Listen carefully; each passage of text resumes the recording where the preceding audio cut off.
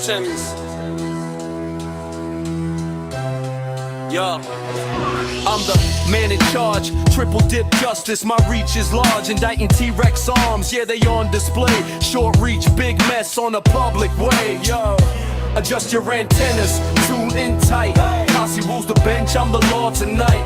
Be so high, they touch the sky, the joke ain't over, just watch me fly. Adjust your antennas, tune in tight, Cossy rules the bench, I'm the law tonight. Be so high, they touch the sky, the joke ain't over, just watch me fly, yeah. Advanced years, wisdom stacked, try me once, no turning back. James Jackson ordered, case dismissed. Cossy cheek strikes, you won't resist. Yo, yo. Order in the court, the rhythm pounds. Justice echoes, breaking bounds. Prosecutor by day, mic in hand by night. Adjust your antennas, I'm the signal, alright. Antennas, tune in tight. Cossy rules the bench, I'm the law tonight. Be so high, they touch the sky. The joke ain't over, just watch me fly. Yeah, adjust your antennas, tune in tight. Cossy rules the bench.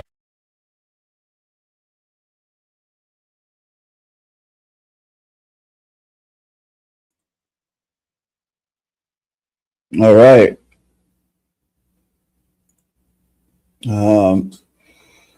Wait a couple minutes for people to get here.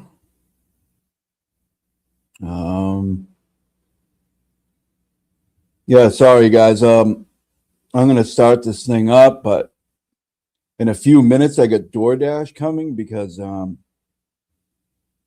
there's like 8 feet of snow on my driveway, so I haven't been able to kind of get out of here today, which is fun. So I got my eye on that. Who do we got here? Like nobody? Okay. That's good. So this is a Naniel, if you want to see a Naniel. I saw that in the natural habitat. It's very rare. I don't know if y'all seen one before, but it's very exhilarating. They have been seen as far south as Cape Hatteras and as far north as, I don't know, whatever the hell is super north. So anyways, hey, people that are just coming in, is my sound okay? Does it sound all right tonight? Because I had a couple little issues with it last night.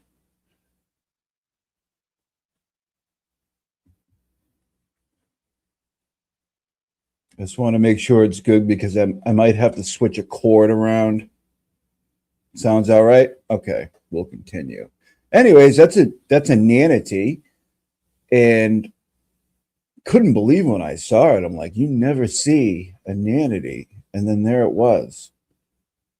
It's just crazy, and I think the upcoming storm brought it in. I don't want to say her, because we don't know if it's a her, right? So I think the oncoming storm like washed the nanity in. I think that's what happens. It's hard to tell whether it's a guy or a girl, but I think the lipstick says it might be a girl, but I don't know. I mean, I don't know how a lipstick works underwater. I don't know how that all works. Anyways, so this is the meme that I talked about actually being on a the defense put it in their motion for a new trial, which is wild. They didn't like this meme at all. They were really mad. And they actually put it into their motion. I swear to God. They described it. They put the image in. This is what they submitted to a judge. Yeah, I posted it on X too a little while ago because I haven't shown these things in a while, but also this one, this is Howard Hunter. Howard Hunter.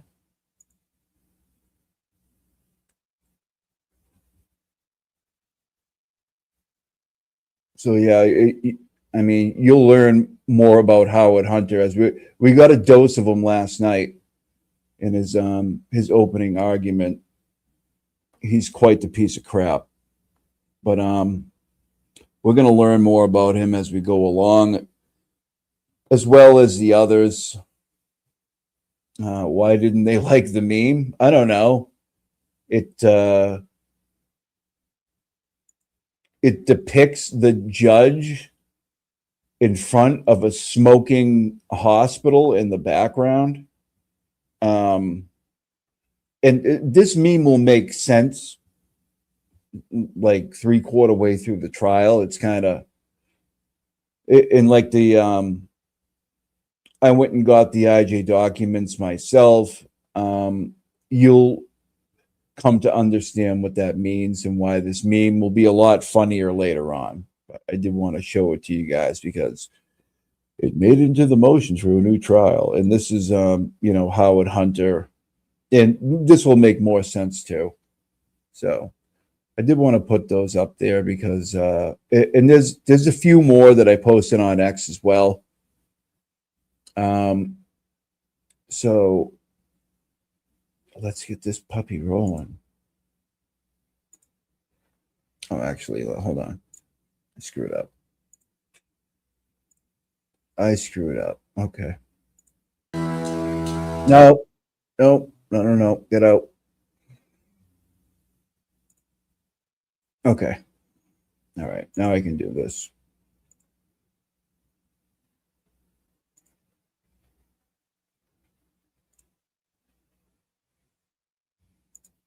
Everybody, let me get the computer on.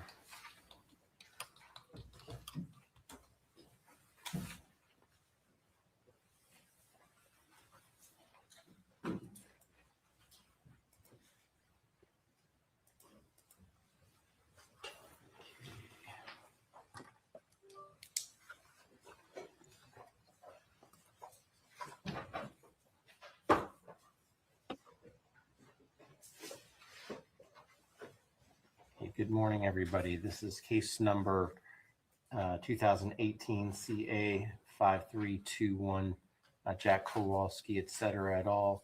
Versus. Now, by the way, it's good to see everybody. Thanks for being here. Sir, I've been kind of rushing around a little bit, trying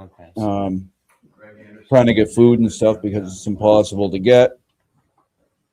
So thanks for being here. I really appreciate it. Pat Krause and David Hughes, and our corporate representative today is Dr. Turner.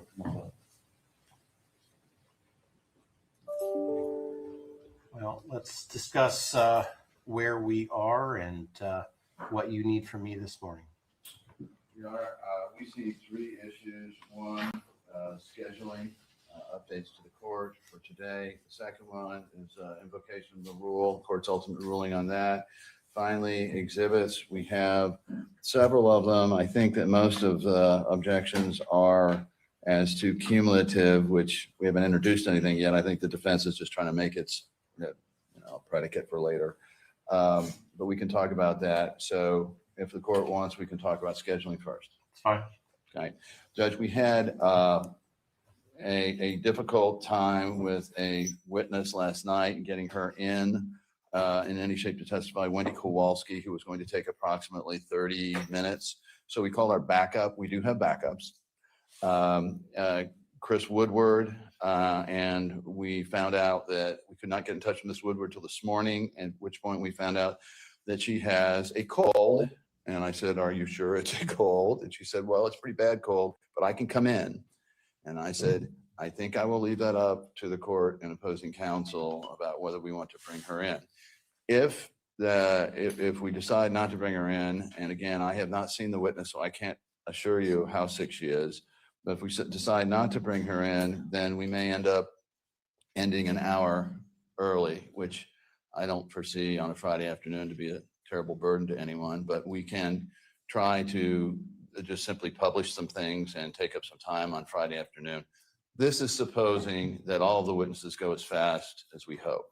So with that, we have two witnesses this morning, and probably these are more or less background and before afters as to medical condition. We have Kyle Kowalski, and we have one of the teachers, Maya's teacher, that knew her, saw her before, during, and after the hospitalization. So today will be mostly lay witnesses. And we did have a deposition to play, but we still have some controversy over that. Nothing big, just some editing. So that is the essence of it. And we apologize to the court. We did have backups, which is, we're getting started. And Well, as a general statement, if a witness is sick, given the number of people in this room, my view would be if we can delay that person's testimony. Can you guys see if they're me? no longer sick, that's great. If we can't, then I think we should explore other means, i.e. possibly appearing via Zoom. I'm down in the corner, But builder I case, don't but I want kind of to bring put myself in people the into corner. building if they're sick. Can you guys see me? Just, I think that's for everyone's comfort. we agree, Judge. All right, you can. And so, I just kind of, I won't be offended. Minimize if myself it's to the corner. 4:00 and we're done for the day. We've been working pretty hard. and I don't think scare me we're- like that, builder. Second issue, the rule, then the plaintiffs would like to, we can either withhold invoking the rule or we can invoke the rule, but we would like to have an exception for named experts if it is such with Kyle Kowalski that he needs to say out. We are going to break up his testimony in this way.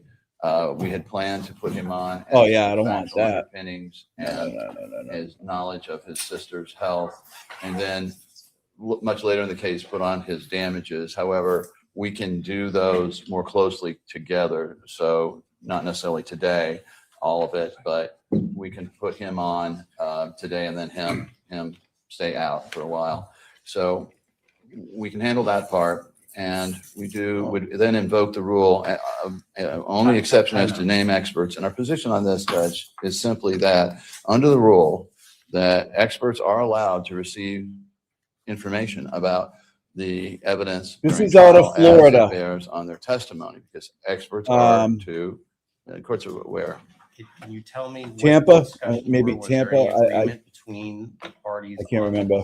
this? 2 years ago, Go ahead. day two of the trial. We have waived invoking the rule as to Kyle Kowalski.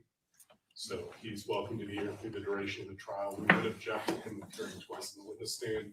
It sounded like they were going to do that because we had invoked the rules. So now that we've rescinded that, he's welcome to be here. We would just ask that he testify once in totality. There'd be no reason for him to have his testimony broken up. I'm happy to discuss the remainder. We do object to experts being accepted. Of course you do. Where any evidentiary basis that would be the case. Their opinions are based on what happened with. So this is kind of Ethan Shapiro's first time speaking between when the trial started yesterday and now. And you're going to learn to know this guy. And I mean, it's up to you whether you like him or not. But I mean, if you have any thoughts like I do, I would say no. Maya Kowalski, during a period of time, those facts are set in stone. There's no reason they need to listen in on testimony that would obviously apply reciprocally to the defense. If plaintiff needs to ask him, I want you to hypothetically assume this testimony was here. How do you feel they're welcome to do it? There's no exception to the rule for that. It has been our experience repeatedly in Florida courts that Florida trial Yeah, judges allow he is. experts to remain in for portions of the case, particularly where there are specific parts of the case that bear on the expert's testimony. The court has wide discretion under 90.704. The expert's duty and responsibility is to examine the Petersburg, evidence, yeah, the whether hospital's they in hear it Petersburg, and see Florida. it Yeah. in the courtroom, then trying to discern the differences between a deposition or what we're telling them. Well, with respect to Kyle Kowalski, since the defense has agreed, Kyle is allowed to stay if he wishes to be in the courtroom. With respect to the rule of sequestration. They tried to get her brother out of the The courtroom. whole point of the rule of sequestration is to make sure that 14-year-old a kid. witness, Something like that. testimony isn't clouded by All these guys are some pieces of other shit. witness testimony. I mean, the whole defense Generally team. speaking, and when I'm going to use the expert word, I'm going to distinguish a fact witness who is also like a doctor who might be able to make certain opinions. The judge is going to look very unimpressed with Greg Anderson as we go along. Retained experts, But then you're gonna those see- that are not fact-based. You're going to see witnesses. everything flip. Historically, You won't even see it courts coming. will allow All of a sudden those it'll be there. individuals to remain excluded from the rule of sequestration because their testimony, they're going to be getting information from the lawyers about certain information anyway. And so the whole point of the rule of sequestration really doesn't apply to a traditional expert. So to the extent that there is an expert that is not a fact witness in this case, and I know that category is those individuals that, you know, one side or the other is. I'm going to sorry, want to guys. The make plow various guy just showed up. pronouncements, but they are fact When he's witnesses. plowing If they right are a outside fact the window, I'm witness, going to try to the mute rule of myself a little sequestration bit here. applies. Plus, I got to grab my food in a couple You know, minutes. that's fine. With respect to anything having to do with a traditional expert that's retained, that is not a fact witness, they would be outside the rule of sequestration and would be allowed to view the testimony if they so chose. Thank you. Mr. Shapiro. Just briefly, Your Honor, we would respectfully request the plaintiff to give us the names of those people that he plans on observing the trial. Aren't all of these the individuals that were identified as experts on the expert witness list, the most recent? Yes, Your Honor. And the only other people that I think would be in controversy would be the treating physicians. I just understood the court's order is that the treating physicians. Treating physicians still are sequestered. not. Right. The treating physicians are under the rule of sequestration and may not observe. I guess the exception would be as if they're sitting as a corporate rep. So that takes care of. Yeah, just one comment on that. So we have contacted or contacting everybody we subpoenaed. It's a little. What's up, Danny? different Good to see you. in that Thanks for coming, man. It's not like you can't come in the courtroom. We have to be able to tell them you can't watch court TV or YouTube or whatever. So, and we don't have control over a lot of them because they're lay witnesses or whatever we've subpoenaed, but we're contacting them. If we've subpoenaed them to say the court has ordered, you cannot watch anything. Just let the court know. I've seen the plaintiff is doing the same. Yeah, I need both sides. to All right, make their guys, best give me 2 efforts minutes. to I got to go out and grab my contact food from DoorDash, okay? Give me a couple minutes. the art of the possible. What's the next issue? Then, Your Honor, one other fact, we have no objection to rotating physicians or corporate representatives, rotating corporate representatives. We understand people have responsibilities. We do object, however, to rotating corporate representatives that are going to testify, because that's really just backdooring in what the court just ruled on. And so if they have 2 or 3 that because of responsibilities they want to rotate through, no objection, but just make sure they've testified first before you rotate them in. But, you know, I was thinking about that last night. If they're going to rotate the corporate reps, that means they're only going to be here for perhaps a day, maybe 2 days. So effectively, they're not going to be exposed to the full gamut of the testimony that is otherwise provided. So, I mean, when they're here on that day, they're going to get to hear whatever is on that day. But if they're a corporate representative that is part of this rotation list and they were a treating doctor, then when they're not physically here, designated as the corporate representative for that day, that they will not be able to observe the trial. So we're not going to designate 40 people as corporate representatives and allow 40 people to watch the trial. No, Sir, Your Honor, the way it's working is that there's probably a core of, I'm going to say 6 to 10 who have volunteered, been compulsorily volunteered to rotate. And what we intended to tell them was if you're not here, if we could do it, what we intended to tell them was,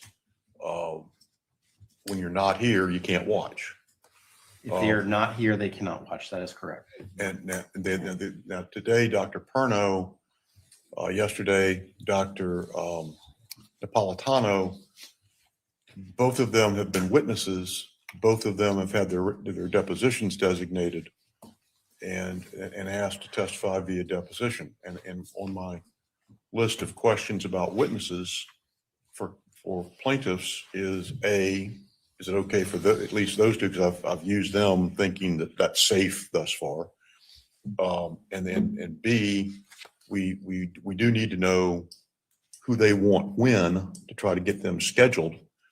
And C, we've got one witness that's been subpoenaed who is out of town until next Wednesday and who in any event lives in Panama City and is part of a rotating 2-person practice who would have a great deal of hardship traveling. So I need to know about her. So Can we finish the rule of sequestration before we Okay. talk about witness scheduling? Let's just finish one topic before we go to the next one.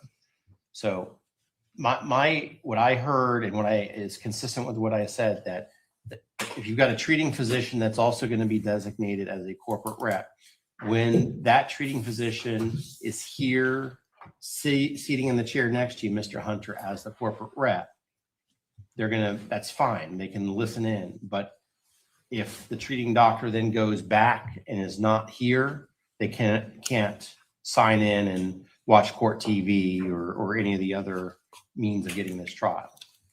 understood, Your Honor, very well. Do I understand that they intend to rotate up to 10 doctors through? If so, that's simply a matter of scheduling the right doctor for the right part of our case to make sure a doctor who would be commenting on that part of our case is here in the courtroom and would defeat the rule. I don't mind, and we have no objection to a couple, 3 or 4, but 10 of them, that's not a corporate representative anymore. And we do not see the need, it's been expressed, why they would need to have that many. Presumably a doctor can get free for 4 days through the course of the next 6 weeks, rotating them through. So I don't see the need. We plaintiffs do not see the need for up to 10. That is the equivalent of us saying, can we bring in Dr. Hannah, Dr. Kirkpatrick one day, and Dr. Hannah another day, and Dr. Cantu another day, and Dr. Chopra another day, and just rotate them through. It's the same effect from the viewing of the evidence. I'm comfortable with my ruling. Yes, sir. All right. As to exhibits, Your Honor, with the first witness we have here. No, I think Mr. Hunter had a scheduling issue. Oh, And what I think he wanted is, because we know 3 days that we're going to have testimony next week. And I think he's looking for a little bit of foreshadowing as to which of the doctors that he needs to be working on now to get for you next week. Am I correct? That's absolutely right, Judge. What do we have for sure? Do we have till Saturday? Yes, it would be nice if we hadn't really thought through exactly the order, but we have, where's my list of Yeah, doctors? we've talked about this. They need, for the physicians, they're going to need, and even for some of the nurses, they're going to need a little bit of lead time. I know we've talked about before, at the lunchtime for the next day's witnesses, but we've also talked about, to the extent that you're going to want some of these doctors and nurses live, kind of give them a heads up so they can arrange for coverage for those doctors that are going to be pulled off of their rounds or whatever you want to call it. Yes, sir. We will get them to them as fast as we can. We know a couple of them. We just have a modified deadline for these positions. If it's 96 hours, if it's We know we've got 3 trial days next week for witnesses. Is there any way that you can say, hey, I think I'm going to do these 3, these 5, and this is generally the order? Is there any way you can do that? at this moment, Or by maybe at the end by of the lunch? end of the day, we can notify them if we're going to call any of these positions next week. That's Okay. fine. That'll work. Thank you. Okay, what's the next issue? The last issue on that, Judge, is one particular issue, one particular witness, Dr. Wofford, is out of the 100-mile radius. She's up in Panama City, and she's been deposed on videotape. I think both sides have designated excerpts for videotape playing. She is the recipient of plaintiff's trial subpoena, and if she is to testify, we'd like to be able to arrange it by Zoom, but I need to know for her benefit when and for real whether, and if they can let me know on the same time frame, that'll be fine. Weather, yes. Zoom, probable. All right, sorry guys, I had to deal with the plow guy and grab DoorDash. So,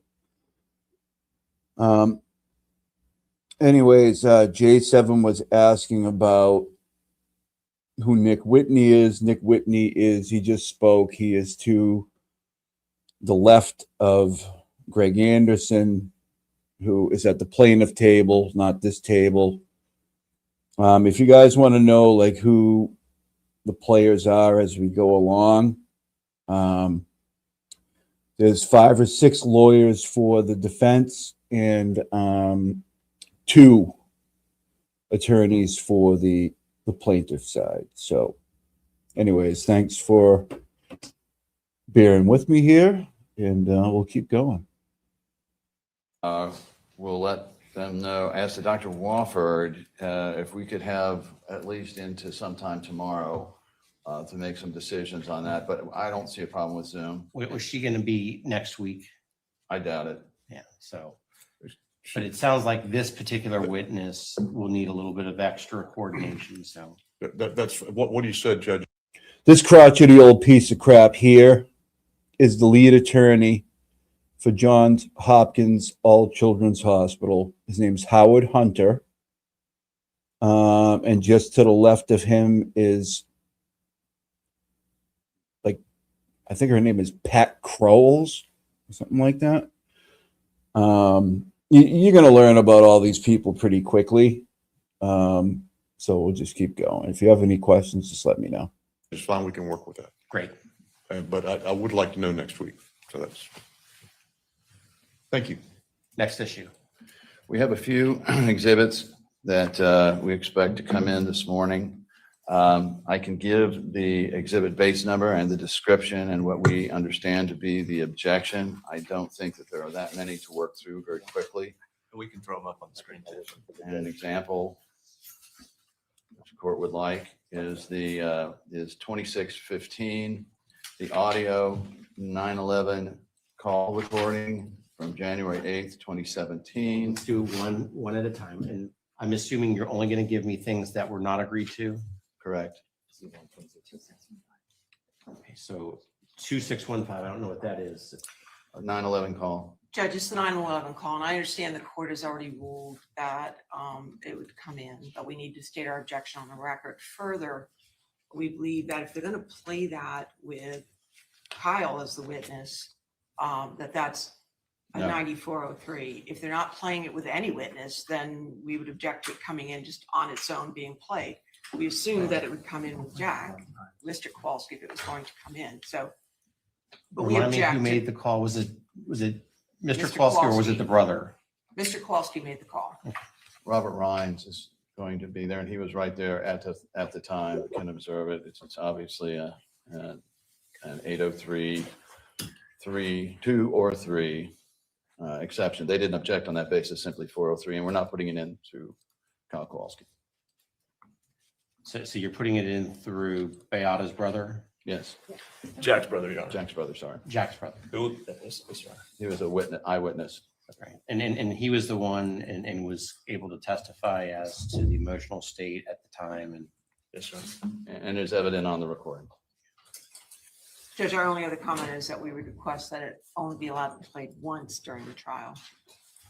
Well, let's take that up if we, Yeah. I don't foresee. Every single little thing I may is a wanna- rock closing, fight I may wanna with play this it. trial. We'll look at that when every we get there. single As far little as thing. publishing it to the jury during trial time, let's tend to try to only publish things once. I mean, if there's a specific particularized need, then maybe we can consider republishing something. But generally speaking, to keep this case moving, publishing to the jury once is sufficient because they'll have the 90 binders of, or whatever ultimately gets in of evidence. Judge, so just to preserve the record, do we need to object again at the time? I am comfortable at this time making a definitive ruling that the 911 call is coming in. I can't tell you how to Well, we'll just stand up and object. practice, yeah, but I'm making a clear and unequivocal ruling that it's coming in. Understood. Next, Your Honor, we are at an audio. It is Exhibit Bates 2634. It is described as, excuse me, I'm sorry, it's 2616. It is audio. It is simply Maya coughing, demonstrating obviously the degree of coughing the defendants have raised is relevant material. The defendants have raised and through their records have challenged whether her coughing was a somatic that is made up versus whether it was a true physiological cough. The evidence is probative of that. Wait a second. You want to put on a audio of Maya Kowalski coughing? Which witness are you using to bring it in? Kyle Kowalski, and he can be heard on it stating only "stay strong," which of course would be an exception to the hearsay rule under either a spontaneous statement, 1, 2, cited utterance, or 3, then existing mental, emotional, or physical condition of self or others. Judge, first of all, I'm not sure what issue it goes to. Secondly, who's going to be judging whether that cough is real or what's caused by? The jury's not competent to do that. So it's irrelevant. It's 2 minutes of coughing. This is how this whole trial is going to go. Just Yana Kowalski on the video that says, "Be strong. Are you cold? Do you want to wrap up in my sweater?" Type of comments are on the video, but it's relevance. There's no, yeah. Well, the relevance I'll overrule with respect to, is there a foundation through Kyle Kowalski? Is he going to be able to Identify it. authenticate this Yes. cough as to when it was and all that good stuff? Yes. Well, assuming that that's it, I'm fine. Now, are there extraneous statements besides what you just said to stay strong? The only one I'm familiar with was Kyle saying, "I stay strong." I don't recall any others of what counsel's saying. The only other one I heard, Judge, I thought it was, again, Ms. Cossy saying, "Be strong," and then, "Are you cold? Do you want to wrap up in my sweater?" Those are the only two comments I recall. Are those comments? I mean, do I need to listen to this? Yes. It's 2 minutes. If you would like, Judge. I don't, I mean, we're now down to 19 minutes. I don't know how much more we've got. I don't think that the cough itself is even hearsay, and none of those statements are offered for the truth of the matter asserted. They were simply spontaneous statements from Maya exhibiting what can only be called an unusual and rather horrific cough. If you want to listen to it, I certainly can let the court listen to it, but I don't think it's necessary. It falls within, and they didn't even raise it's not often for the truth of the matter asserted. It's the fact that and 403. it happened and that she can authenticate it. Well, he can Am I authenticate gonna have it. to listen to every Judge, single I'm pretty call? confident that was on there. There's those two comments by Ms. Kowalski. Well, It's a 30-second clip, Your Honor. We can play it for you. go ahead and play it. 2 minutes. Well, maybe it's not even on that thing because the whole thing is over 2 minutes. Yeah, we're starting at 106 as we pointed out. Oh, okay, I've missed that. We cut out everything other than that.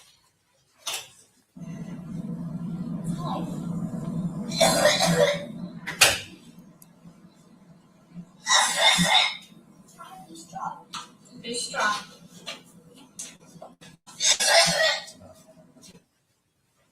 That's all we need, Your Honor. Ash and sugar, I will Sounds like two different people. try not to Be do strong, that stay as strong. much as I And can. one was Kyle and one was Mrs.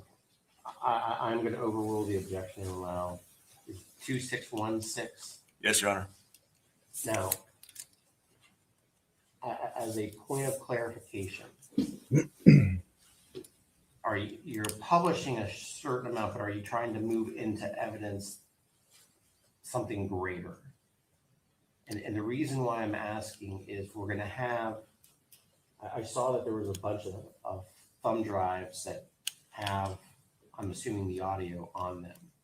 And so we need to be very clear for not only appellate purposes, assuming this case ever goes up on appeal, but if the jury ever requests to hear something, that if there's something greater than what is actually admitted on a flash drive, we'll be able to deal with that. So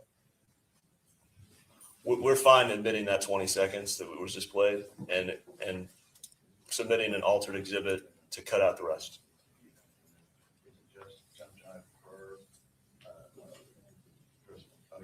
I'm informed of two things. First is we can provide counsel with an identical copy of it so that they can hear it.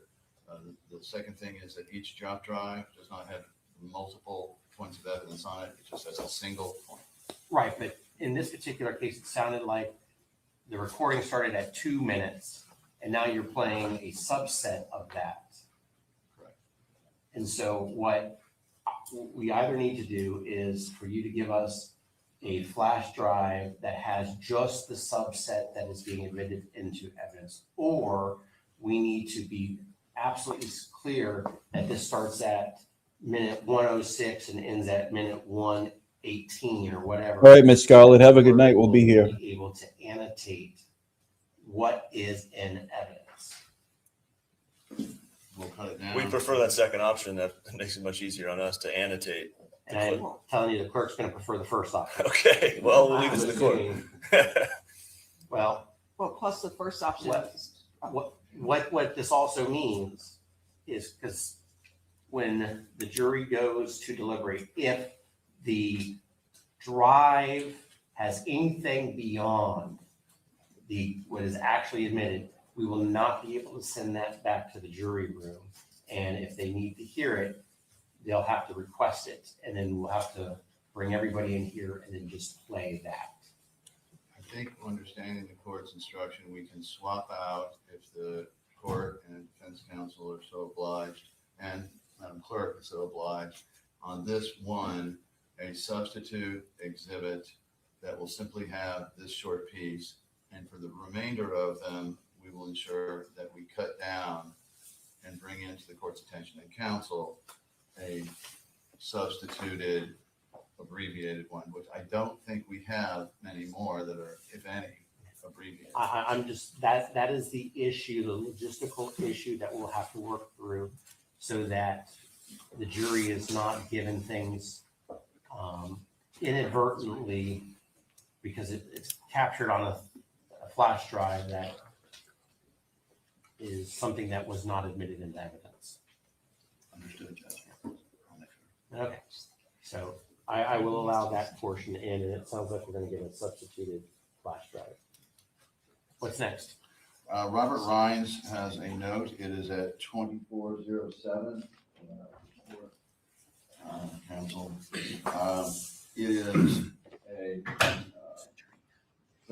recorded recollection under 8035 regarding a position taken by the hospital, and essentially, I don't know if it's called a direct quote of the hospital, but this documents exactly what happened at the time. It is dated November 3rd, 2018. 16. I'm sorry, my eyesight, 16. And we would move to admit it under both 3, 4, and 5 of Who 803. is Robert Rhines? Robert Rhines is brother to Jack Kowalski. He is going to testify here.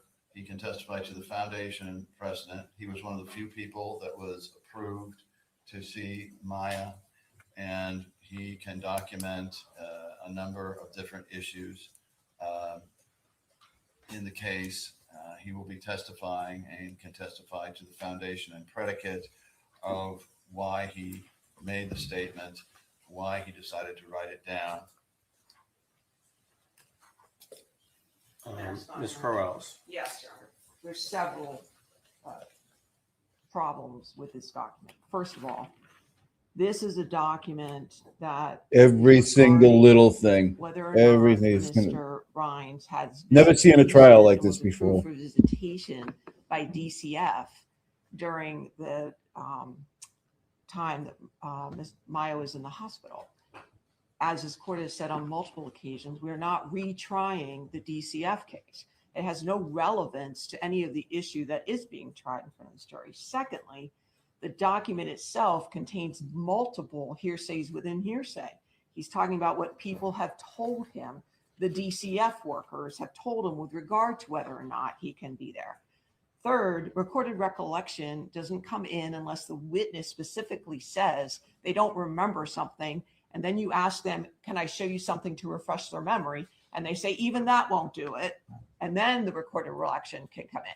So it's not a recorded recollection, but more importantly, frankly, Judge, it doesn't have anything to do with the issues in front of this judge. It's all about whether or not he had visitation rights with DCF. And everything in here is him repeating what other people have told him. The document is hearsay. The content is hearsay. It should not be admissible. At this time, the court concludes the document is hearsay without exception that would make it admissible. And regardless of admissibility, may it be used to refresh the recollection of the witness as to the date and the gist of the conversation, so long as it's limited to statements made as party admissions by the hospital. Judge, the statements within here are not by the hospital. The statements are by a DCF worker telling him what the hospital told the DCF worker. That's clearly hearsay. And again, it goes to issues that are not in front of us. Well, as to the issues of DCF, they clearly opened the door in their opening by blaming DCF and citing court orders as their basis for defense. Okay, well, let's be clear here. DCF is not a party. And if you're trying to suggest that the hospital is the agent of DCF, you would have had DCF. And are you suggesting that DCF is working for the hospital? No. So I don't see how an agency theory would allow those types of statements in. We're more concerned about the statements to the hospital or by the hospital than we are anything else. The statements, It's not, excuse me, go ahead. the statements they're alleging are statements that supposedly a DCF worker said to Mr. Rhines, saying the hospital told me this, Mr. Rhines. It's not a direct statement, hospital to Mr. Rhines. It's clearly hearsay. And they opened the door in their opening when they tried to say that we were responsible for the fact that Maya was separated from her family when the DCF. Well, this document is hearsay. I do not see an exception at this time that would allow it to come in. You asked the question is, can this document be used to refresh the recollection of the witness? If the witness needs it, then certainly, and I do have the capability of turning off the monitors associated with the jury if we're going to do that. But you need to be very clear about this is why you're trying to show it to the witness. Understood. Okay. In fact, maybe it might even be better if you have a sheet of paper that you could hand to the witness for that particular issue. We do. And then just make sure we go through the routine of showing it to the other side before you hand it to the witness, if this witness actually needs it to refresh his recollection. I think I understand. So 2407 is not admissible at this time. Okay, Judge, the next one is 2634. It is audio. It is begins at 2:58 again. We'll have to cut this. Well, actually, I think the exhibit starts. Kelly, does it start at 2:58? And is there any more than that? It starts at 2:58. All right, the exhibit starts at 2:58. I understand there's nothing more before 2:58. It is. All right, so it has not been included on the drive. We'll fix the drive. All right, we have to fix the drive then and substitute on Madam Clerk on 2634 1:34. We will have to edit so that it begins only at 2:58. Apparently there's something on there before that. This is an audio tape of Jack yelling, purportedly at Beata. It's at October 13th, 2016, and Kyle Kowalski can be heard in the background. It is. Hey, sorry everybody. I had to scarf down like 2 pieces of pizza because the pizza just showed up a few minutes ago. I had to deal with the plow guy. So thanks everybody for being here. Hi, Diane G. Yeah, this is a crazy trial in the way that just every single little thing is fought over. Every single thing, and you're going to see it. Nothing was stipulated to. Almost nothing was stipulated to in this trial. So yeah, we're going to get to know all the players, and there's a bunch of them. So if there's any questions along the way, just let me know, and we'll keep going. Quite powerful, and by any stretch of the imagination, it is a So spontaneous these are statement. statements by Mr. Jack Kowalski and Mr. Kyle Kowalski. Is there anybody from the hospital in these statements? No. No, Judge, it's an argument between Mr. Kowalski and Mrs. Kowalski that Kyle overhears and makes some comments. It's an argument between, I don't understand how it comes in. Hearsay, clear hearsay. It is clearly an exception because by the tone of it, it is an excited utterance by Jack Kowalski concerning the denial of the ability to see Maya on that day when they come home, and he yells when he finds out. It's also a spontaneous statement about that. And it's also a then existing mental, emotional, or physical condition, his state of mind, intent, plan, motive, or I've pain. listened to this one before. There's no exception that applies here. I'm going to sustain the hearsay objection. 2634 is not coming in at this time. Okay. What's next? Because we have 6 minutes.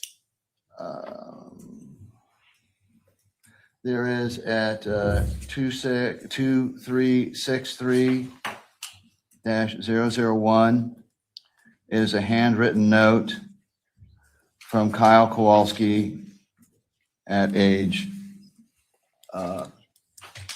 We have one other basis, Your Honor, on the hearsay that we'd like the court to consider. I should have cited it before. And throughout all of these, we are standing on 804, paren 2, paren F, statement offered against party that was wrongfully caused or acquiesced in the declarant's unavailability. That includes death, and it does not require any criminal matter. It simply requires an issue in the case as to whether or not a party wrongfully caused or acquiesced in the unavailability of a declarant, which would be Beata Kowalski. Assume Beata Kowalski was with us. It's still hearsay without an exception. So I'm going to. It's a waiver. I'm going to continue. I am sorry, Your Honor. Because Beata Kowalski couldn't come up and testify as to the statement that her husband made. You can't put that in. I mean, perhaps the hospital could, but not. She couldn't testify to his, but hers. She's not suing her husband.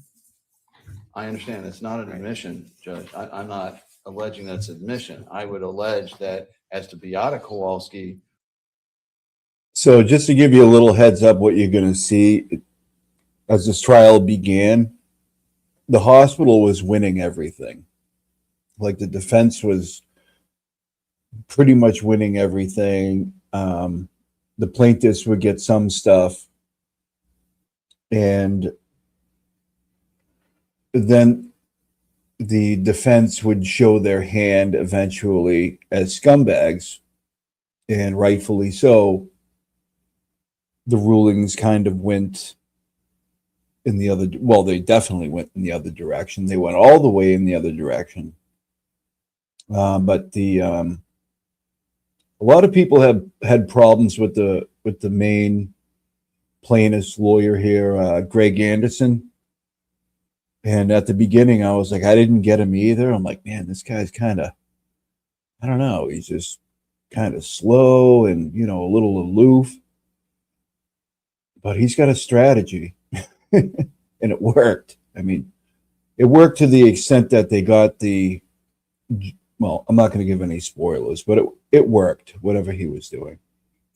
Once we have 804.2F, then I'm alleging that her response to being yelled at is most definitely an excited utterance or a statement of then physical condition. No.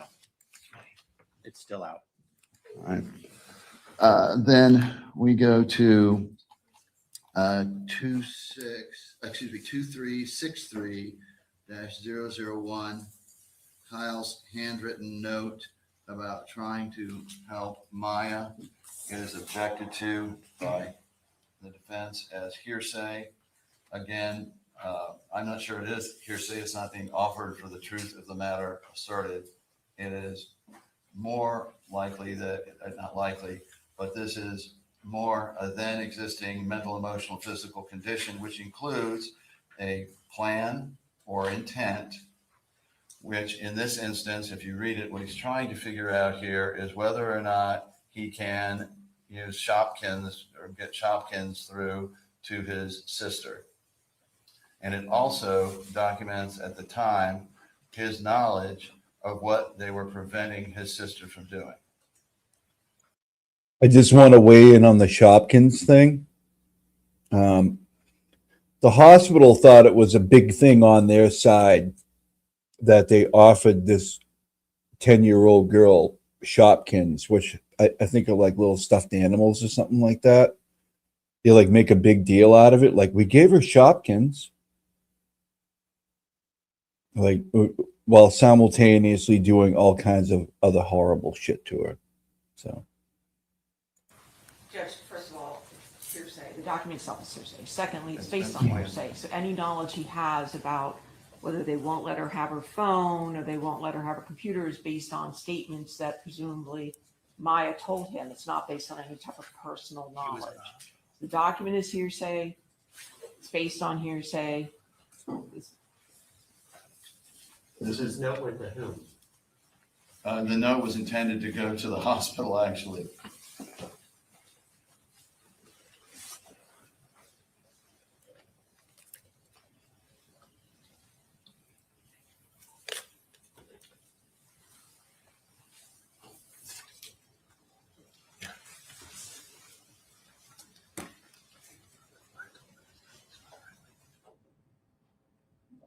Judge, he has no personal Kyle knowledge of any of these facts. observed these things.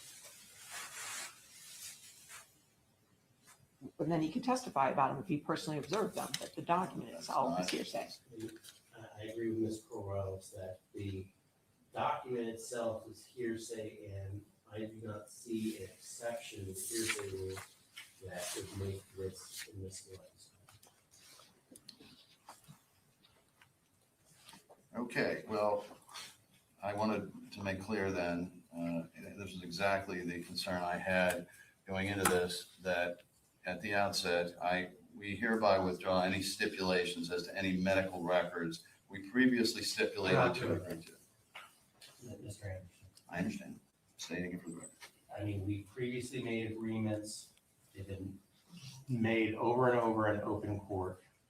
I have been on the parties for months to try to force these exhibit issues, and now we're 2 minutes before the jury comes in, and some of these you're showing me for the very first time with issues when this should have been resolved months ago.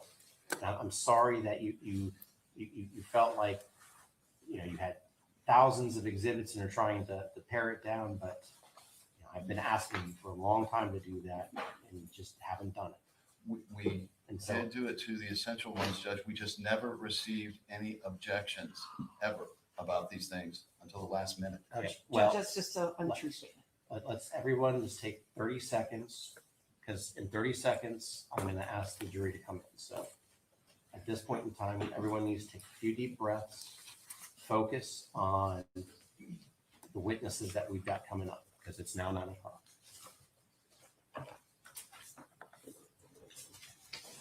Let me know, Mr. Anderson, when you're ready. So you can kind of see how this is going. It's not going well for the plaintiff's attorneys. All the rulings are going against them. And that's just kind of how it is. And you kind of feel bad. And, the judge is really not happy with the plaintiff's lawyers. And then it goes along and things change. And Ms. Troyles or Mr. Shapiro, I don't know who's going to be on deck for this witness. Defense is ready.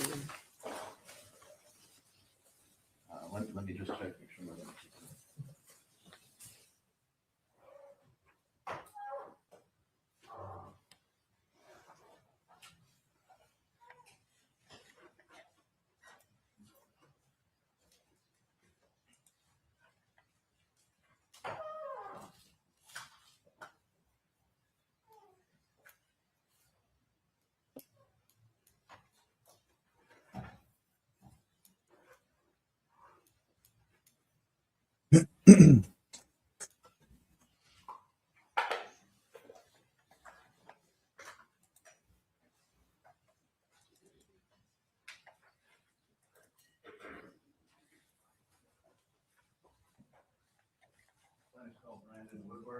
Oh, well, wait, let me bring the jury in.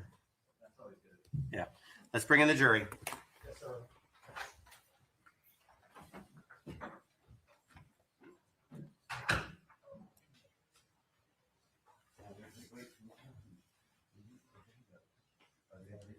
Yeah, he was ready to call the witness before the jury was even brought in. Like, he's that type of guy. Just kind of aloof. But I've got the jury coming in right now. I think you'll learn to like him. Yeah, she looks. I mean, the sad part of it is, I'm sure she looks like this now, these days. I mean, so it's no secret that the decision got overturned. So,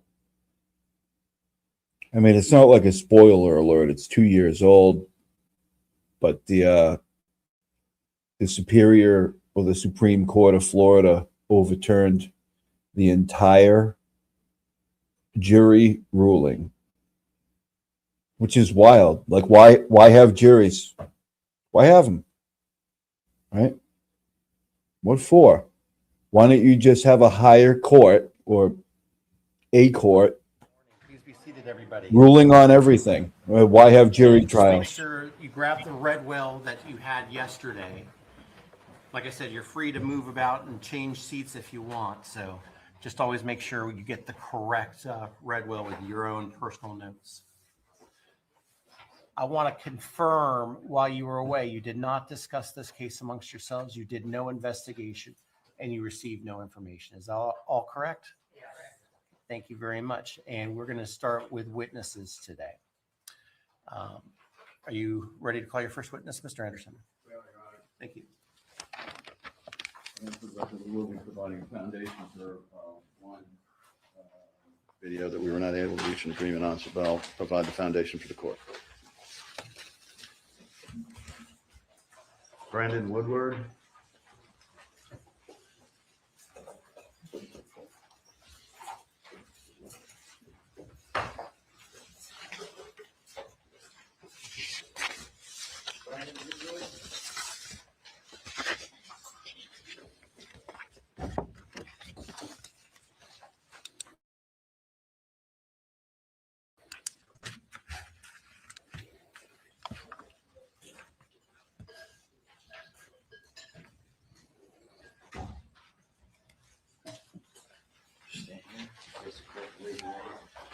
solemnly swear or affirm the testimony you're about to give will be the truth and the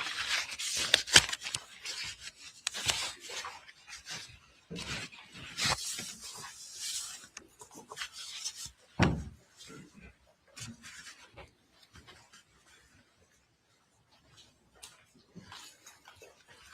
Hi. Name, sorry. Please state your name for the record. Brandon Woodward And where do you live? and Stonewalk subdivision in Venice. And have you been called?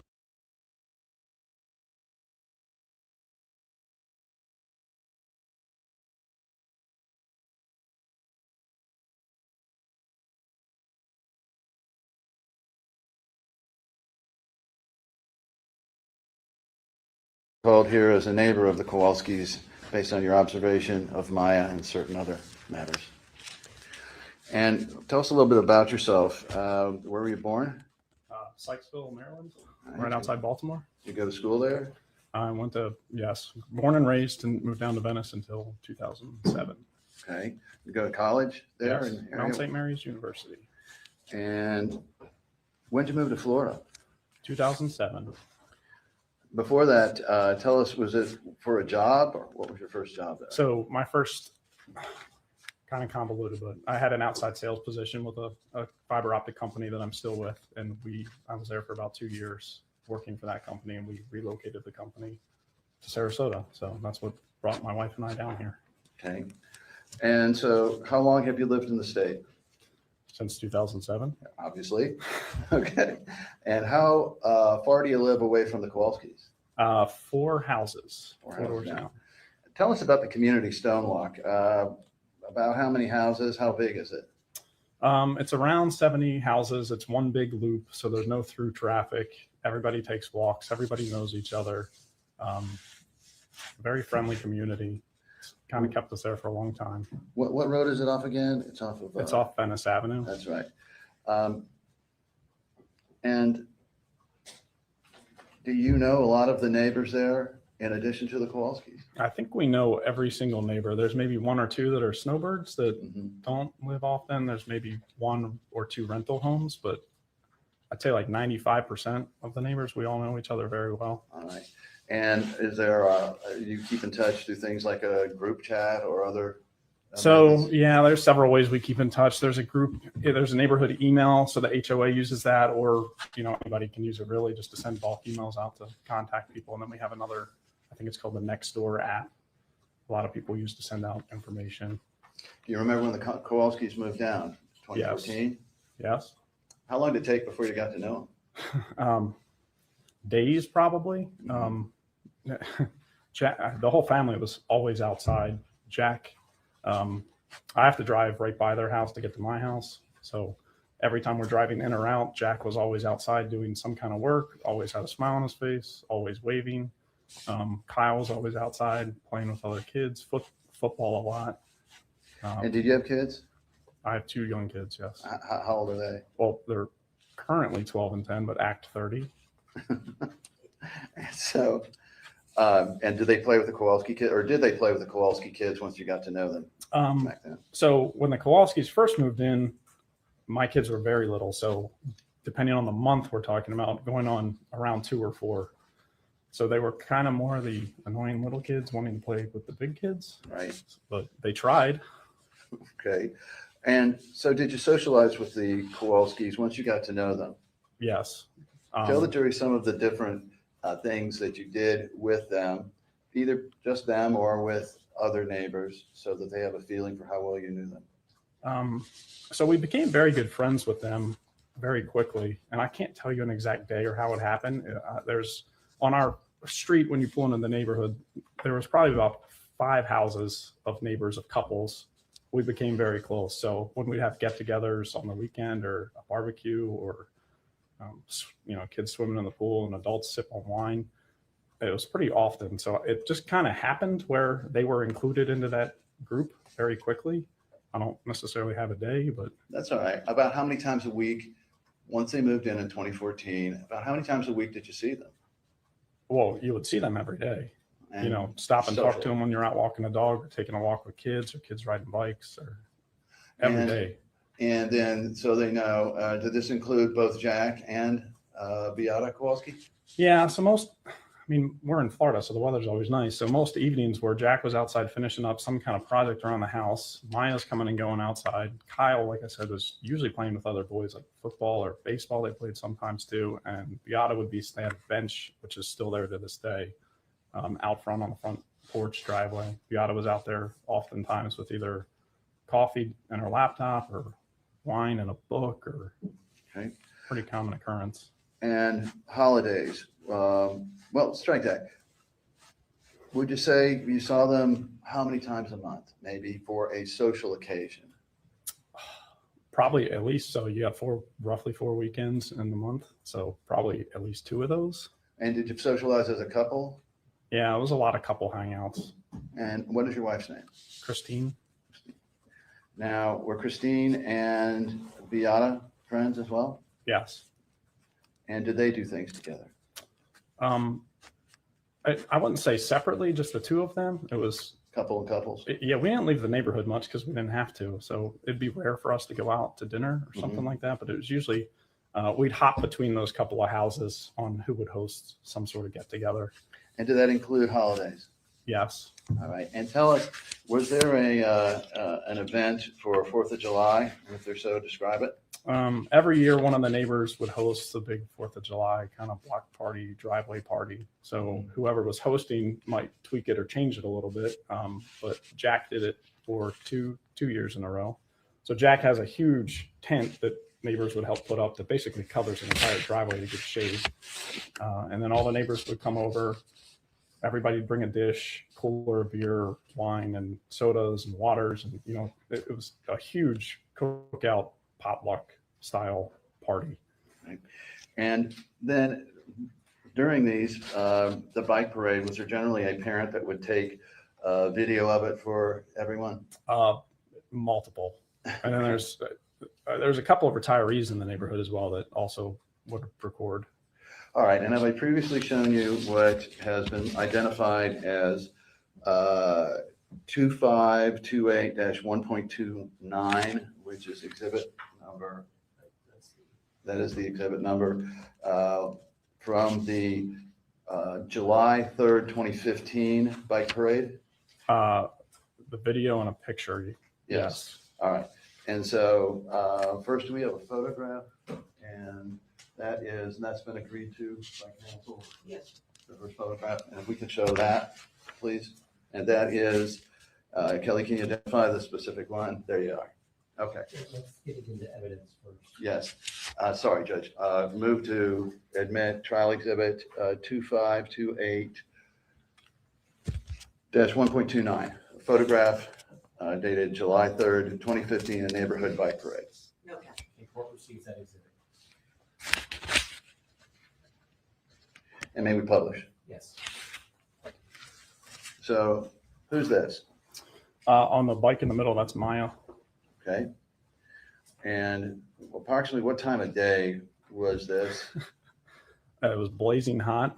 6 p.m. We had a bike parade for the kids where they decorate their bikes and do a lap around the neighborhood, and Okay. And was she moving fairly well from what you observed? perfectly normal. And do you know who that is there to, I guess, her left, our right? Kyle. Okay. He usually does not wear that beard. He might still sometimes, but I have not seen it on him. All right. So let me also ask you about proposed exhibit 2692. As a video of July 3rd, 2016, at a neighborhood bike parade. It's approximately 1.5 minutes before. Can we please show it to the court? Is this in evidence? This is not in evidence. It is only 1 minute if the court could see it, and I'll further with the predicate. Members of the jury, I'm going to need to send you back into your room for a few moments. Do not discuss this case amongst yourselves. Do not do any investigation and receive no information. Again, here we go with the defense objecting to little things. Every little thing you can imagine was objected to. Rise for a second.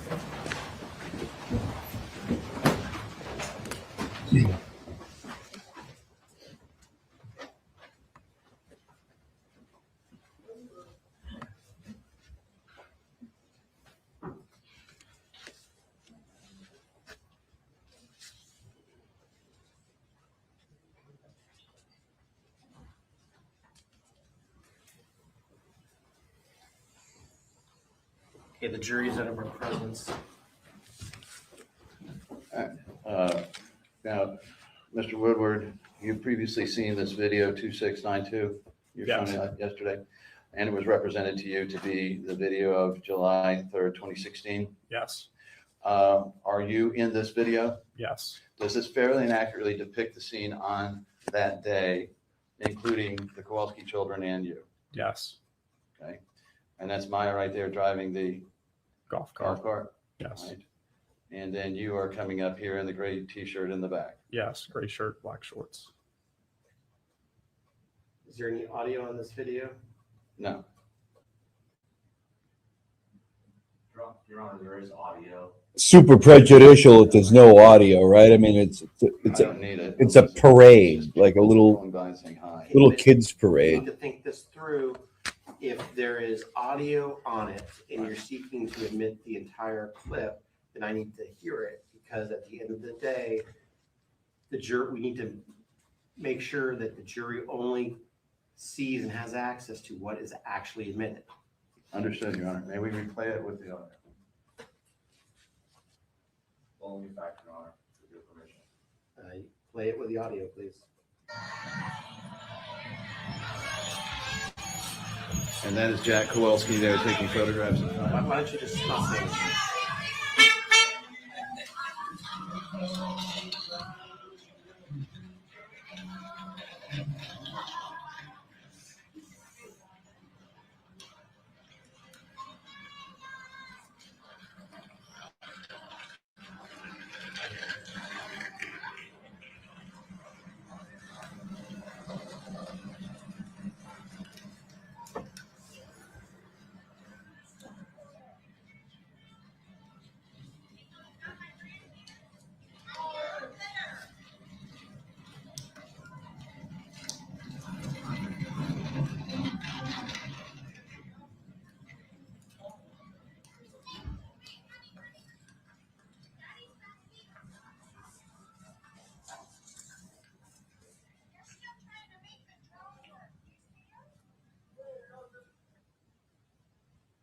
Ms. Croyles, what's the objection?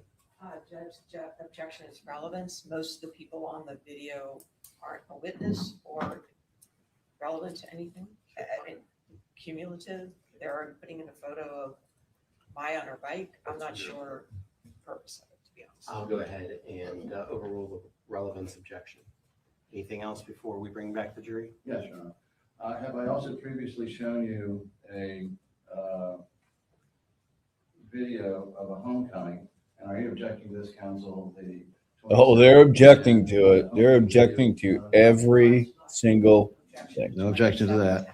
All right. Oh, wow. And then the Shocked me. 2692 video from July 3rd, 2016, Neighborhood Bike Parade. Is there an objection to that? Isn't that what is that I'm what sorry. you showed? Let's see, I showed the 26. This one. Let's show them this photo. Right. And then check this photo. Okay. Can we show 2582 to the court, please? And the photo with the misuse sign. There you go. Judge, So, We need to be clear about what we're showing, not do a whole bunch at one time. So which one are you asking for at this moment? This is what I'm asking for, Your Honor, because This one being what number? 2582-003 provided to the other side yesterday. And they didn't object to the series of photos here, except to this photograph. So that's why I'm bringing it to the court's attention. Judge, to be clear, we agreed to the video showing the homecoming, which goes on for, I don't know, a minute or so, maybe it's seconds. Then they showed us 7 photographs of the homecoming. And we said, pick 2 of them instead of 7. You're already showing the video. Secondly, we specifically just objected to this frame relevance, but 4 of them. But there were 7 photographs. We said pick 2, and we don't object to you showing the Pick video. 2. So the defense wants Is to that correct? tell them how to run You their have a case. video plus a couple photos already of the same homecoming party. Man, we're losing people. Rat House must be live. We said pick 2 of the 7, and we object to this number 3, and we don't object to the video. And we'd like this to be one of the 2. So any problem with this being one of their 2? No, And that's what fine. number is this? This is Now. 2022. This raises an issue, council. If there's a series, but only a couple of them are coming into evidence, we need to be very specific for the clerk. Okay, we have 2582, which is homecoming sign. And we have, which is 003, and we have 2582, what is the other one? 002. 002. Those are the 2. Do I need to lay a predicate on any of those that you're agreeing to? No, obviously. Okay. All right, so we have then, And then the last is, I think I heard you over you. and there's a, for demonstrative purposes, there is a photo of the interior of the Kowalski's home, which is marked as number 2788. And that is simply for demonstrative aid. It is not being moved into evidence. No objection. So what perhaps would be easiest when we bring the jury back in, what is the video number again? It is 2692. Okay, so what I'll No, do, it's not, Your Honor. It's 2710. No. And that's the homecoming 2692 video. is the bike parade we just. Oh, I'm sorry. I thought, let's talk about the video here. I'm sorry, the one that I just watched, of all the kids on the bikes. Okay. So what number is that? That is 2692. 2692. What I will do is I will admit that document, or sorry, that video into evidence.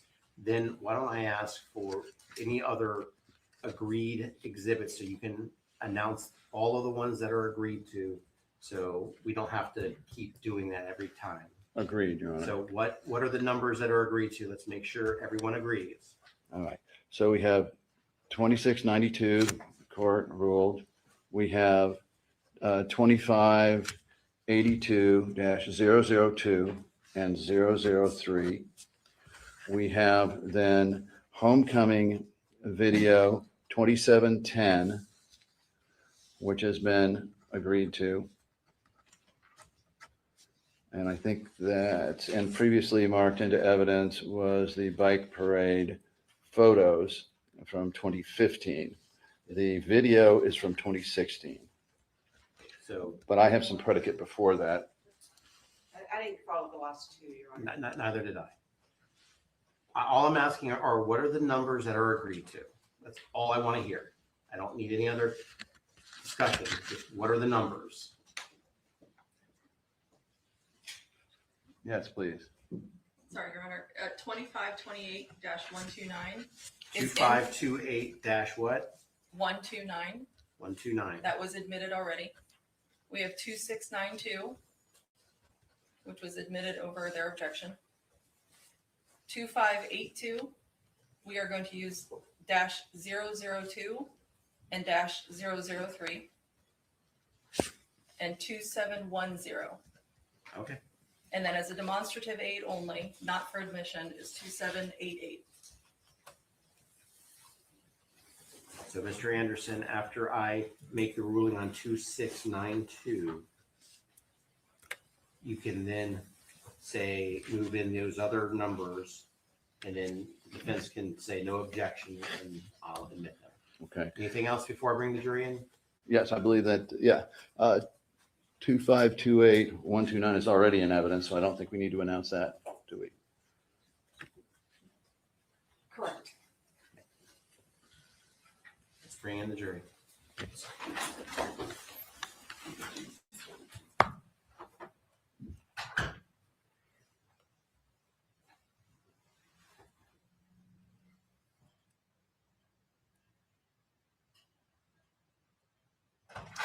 Jurors entering.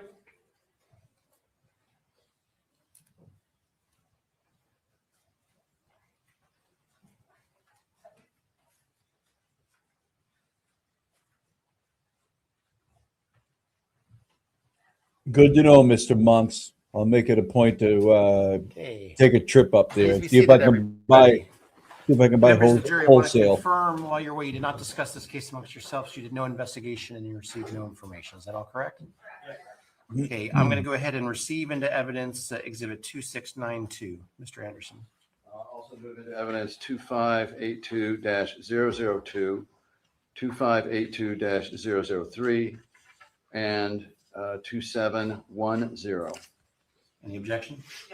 Okay, court receives 2582-002, 2582-003, and 2710. You may continue, Mr. Anderson. Thank you, Your Honor. Now, we had, I believe, just shown you this photo of the neighborhood bike parade with Kyle and his beard. Did something happen? Let's strike that. Before we get into that, tell us about Jack Kowalski from your perspective as a neighbor. What kind of man is he? You probably couldn't ask for a better neighbor. Yeah. So I think if you asked him for the Jack, I just need the shirt off your back, he'd probably give it, no questions asked. But he's done a lot of things for me, a lot of things for a lot of neighbors. Just, well, I think that's kind of how he kicked off his painting business, not business, but helping people paint their houses, interior, exterior. Somebody would see him doing work at somebody's house and they'd ask, "Hey, I need help doing this," especially a lot of older neighbors. But always willing to help out, always around to help out. Would you describe Jack as somebody that wears his heart on his shoulder or is more quiet and stoic? Oh, no. No, it's alternative. I've already overruled it. Thank you. Yeah, absolutely hard on his shoulder. And in terms of being able to, strike that. That Tell us defense about team is Brianna. the absolute worst. I'm telling you. The first and biggest word that comes to my brain is strong. She was a very strong person, strong personality, but very fun to be around, very loving. I have a good handful of stories of her kind of needling and joking with me specifically on some little things that I'll always remember, but great person, loved her family. Good sense of Nice all the humor. neighbors. Do you have a good sense of humor? Yes. Now, and what about Maya? Up until July 3rd, 2015, did she appear to be a healthy child to you? Yes. Moved well? Yes. She was always out and about doing something. Okay. Now, I want to take you back to July 3rd, 2015, the neighborhood bike parade. Now, either that evening or the next day, was there an event that occurred involving Maya Kowalski that was unusual from your perspective? Etched in my brain forever. So it was actually the night, that evening after the bike parade, and we got back to Jack's house. The whole neighborhood was there doing the potluck dinner thing and barbecue. I can't recall what time it was. It was dark. It was in the earlier evening. I went into Jack's house to use the bathroom, and when you walk in the front door, he's got a very wide open, grand living floor plan. Do we have a video, a photo of that for demonstrative aids only, Your Honor? Members of the jury, I understand that this photo is going to be a demonstrative aid. This photo is actually not going to be received into evidence.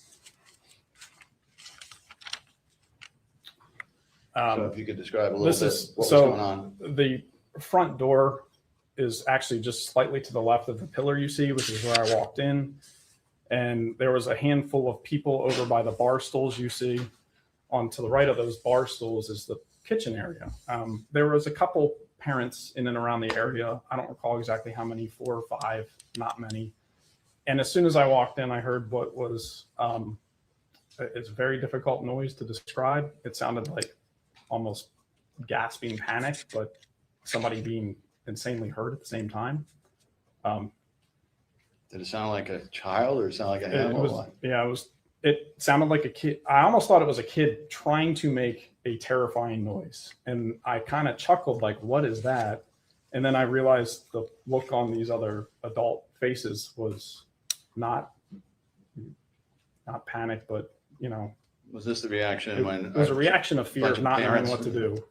And then I realized it was a child. So I figured this was not my business or my place. Something was going on that was pretty serious. And I slowly backed out of the house.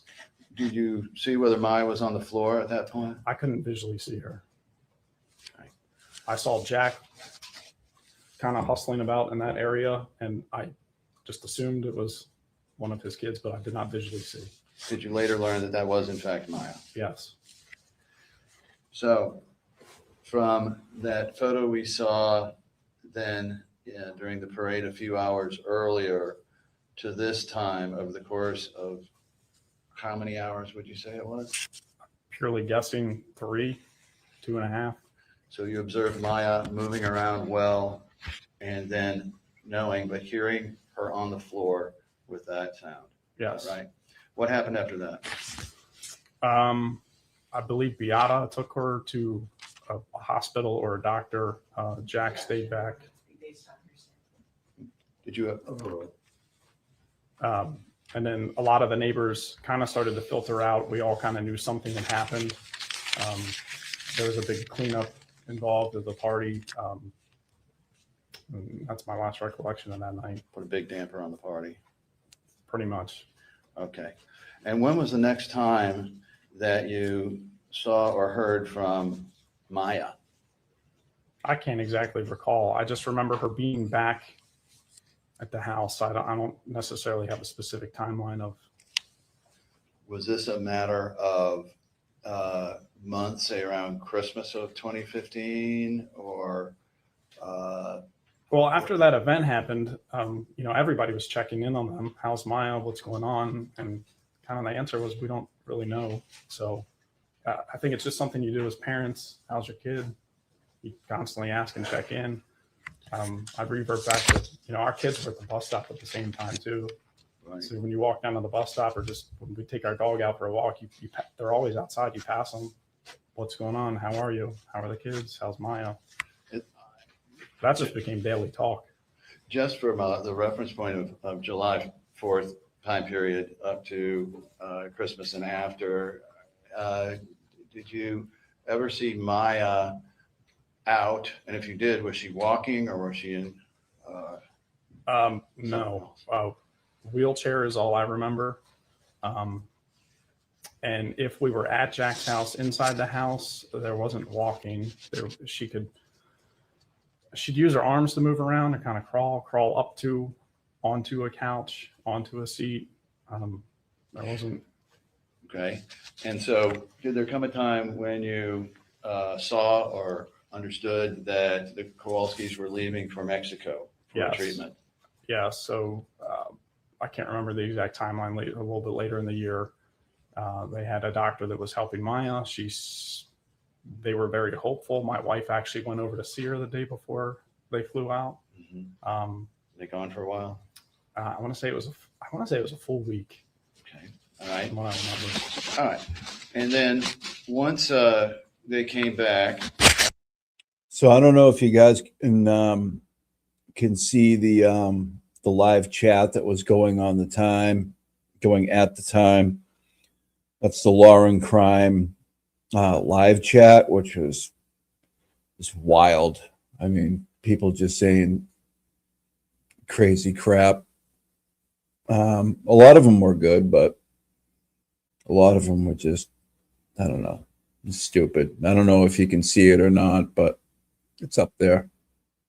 Did you have an opportunity to periodically, on a regular basis, see Maya over the course of the spring of 2016? Yes, often.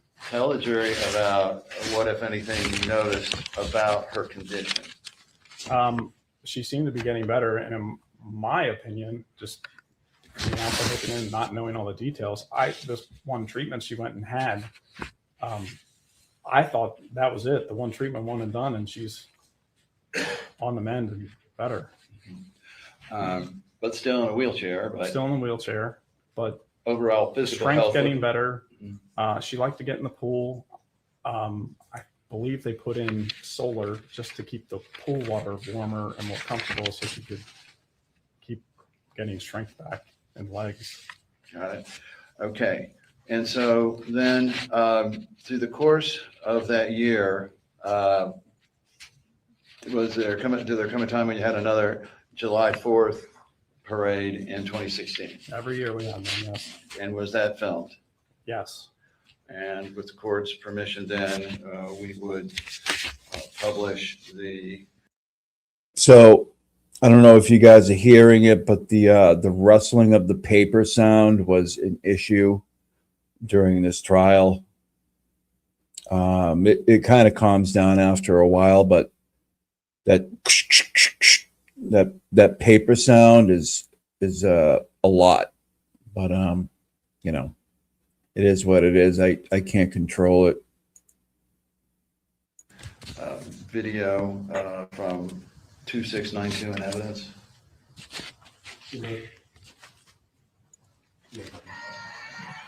Now, if you could narrate a little bit here.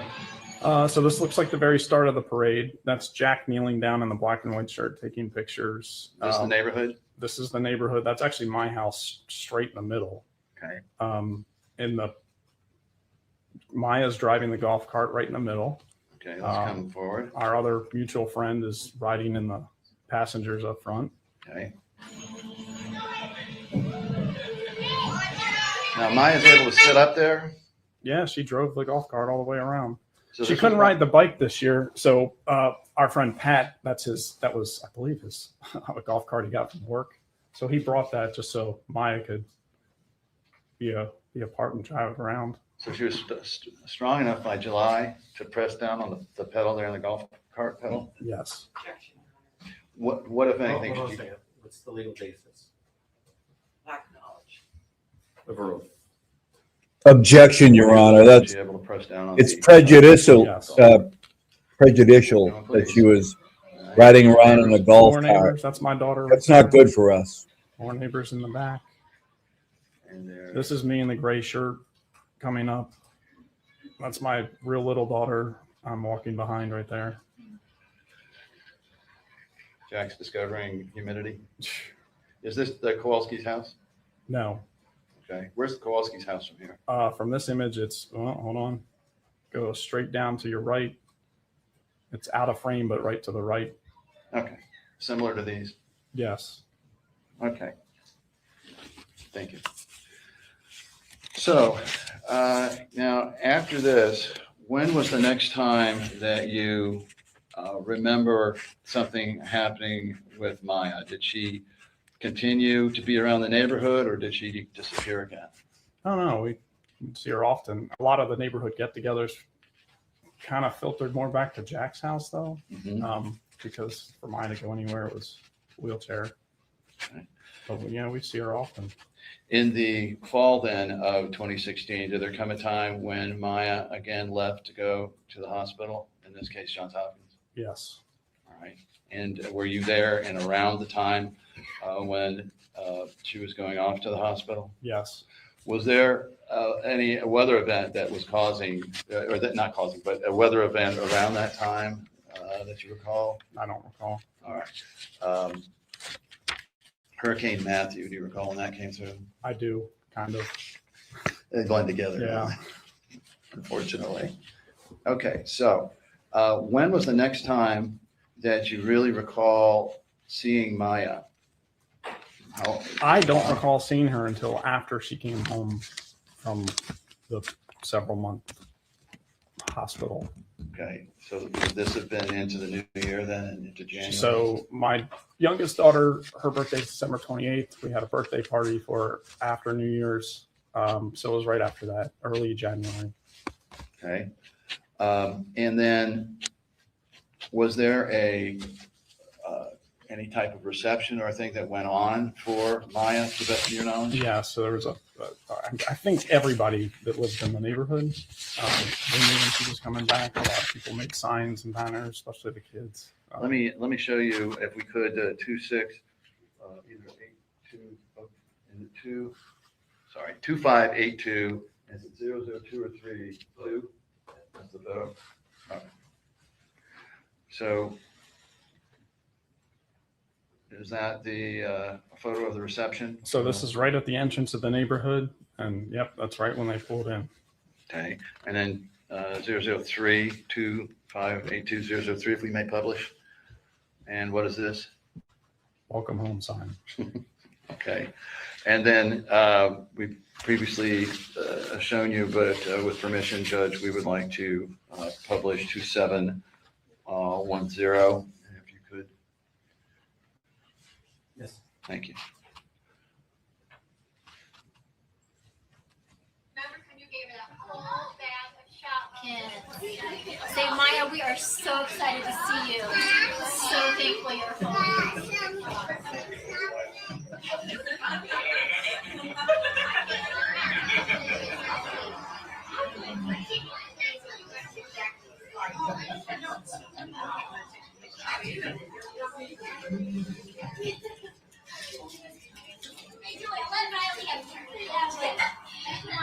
She went on dogs. Riley wants to have herself. Oh, that's she shouldn't be here. You know? Okay, now, after this, were you there when they tried to get Maya out of the car? Yes. Tell the jury about that. Well, that day and many after, she couldn't. She had no strength. There was pretty much no muscle to her legs. She had to be. Jack had to pick her up and put her in a wheelchair and push her around. Pick her up to move her anywhere or anything, not just in and out of the car. Was she able to keep herself upright without people holding her, hugging her, or otherwise? No, not really. I remember when she'd sit on the couch, she had to put pillows on both sides of her too. Though. All right. Compared to when you had last seen her leaving for the hospital to the time that you saw her, can you, the time you last saw her leaving to go to Johns Hopkins to the time, this period, this time right here, the homecoming, can you describe to the jury the change, if any, in Maya? The only word that really comes to my mind is emaciated. So I was over their house a lot. And like I said, especially after she came home from the hospital, hopping from house to house was a bit more of a challenge. So I think Jack was happy to have some company in his house too. So I saw a lot of Maya. Very, very thin. Like I said, no muscle mass in her legs at all. No color, no strength to her arms. She couldn't do anything. What was your, go ahead. I remember her texting from her bedroom to Jack if we were in the kitchen. That's how she'd get a hold of him. Hey, I need, help moving or going to shower, bathroom, whatever. Jack literally had to go physically pick her up and do everything with her. So you didn't see any improvement whatsoever when she got back from Johns Hopkins? Did she go get better or get worse from Johns Hopkins? Definitively worse. And so, what, if anything, crossed your mind about how, given what you were seeing, this child's future could be held physically?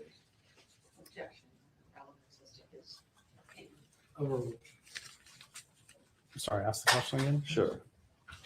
From her condition, right, when she came home, what, if anything, what, if any, concerns did you have about Maya's future physically? That was a long road. So when she first went and got the first treatment in Mexico and came back, like I said, my personal opinion of not knowing any details of the treatment or her, what the disease was, I had this impression it was this one and done, and she's better because she was getting better so much quicker, getting strength back and getting back to normal. When she came home from the hospital, I can't tell you a set time, but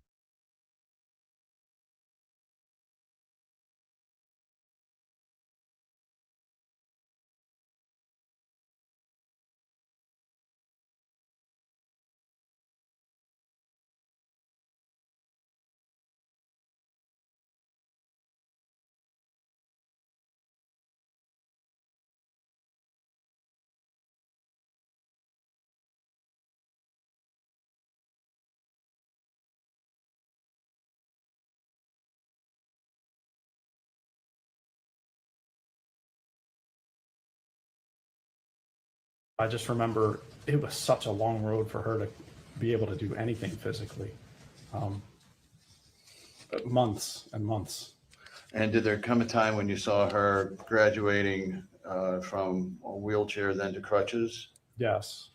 And was that significant period of time? All driven by Maya. I remember Jack saying she's bound and determined to not only walk again, but I think she wanted to ice skate, and I thought maybe there was something else she wanted to do physically, like, I don't know, gymnastics or something. But hard work by Maya.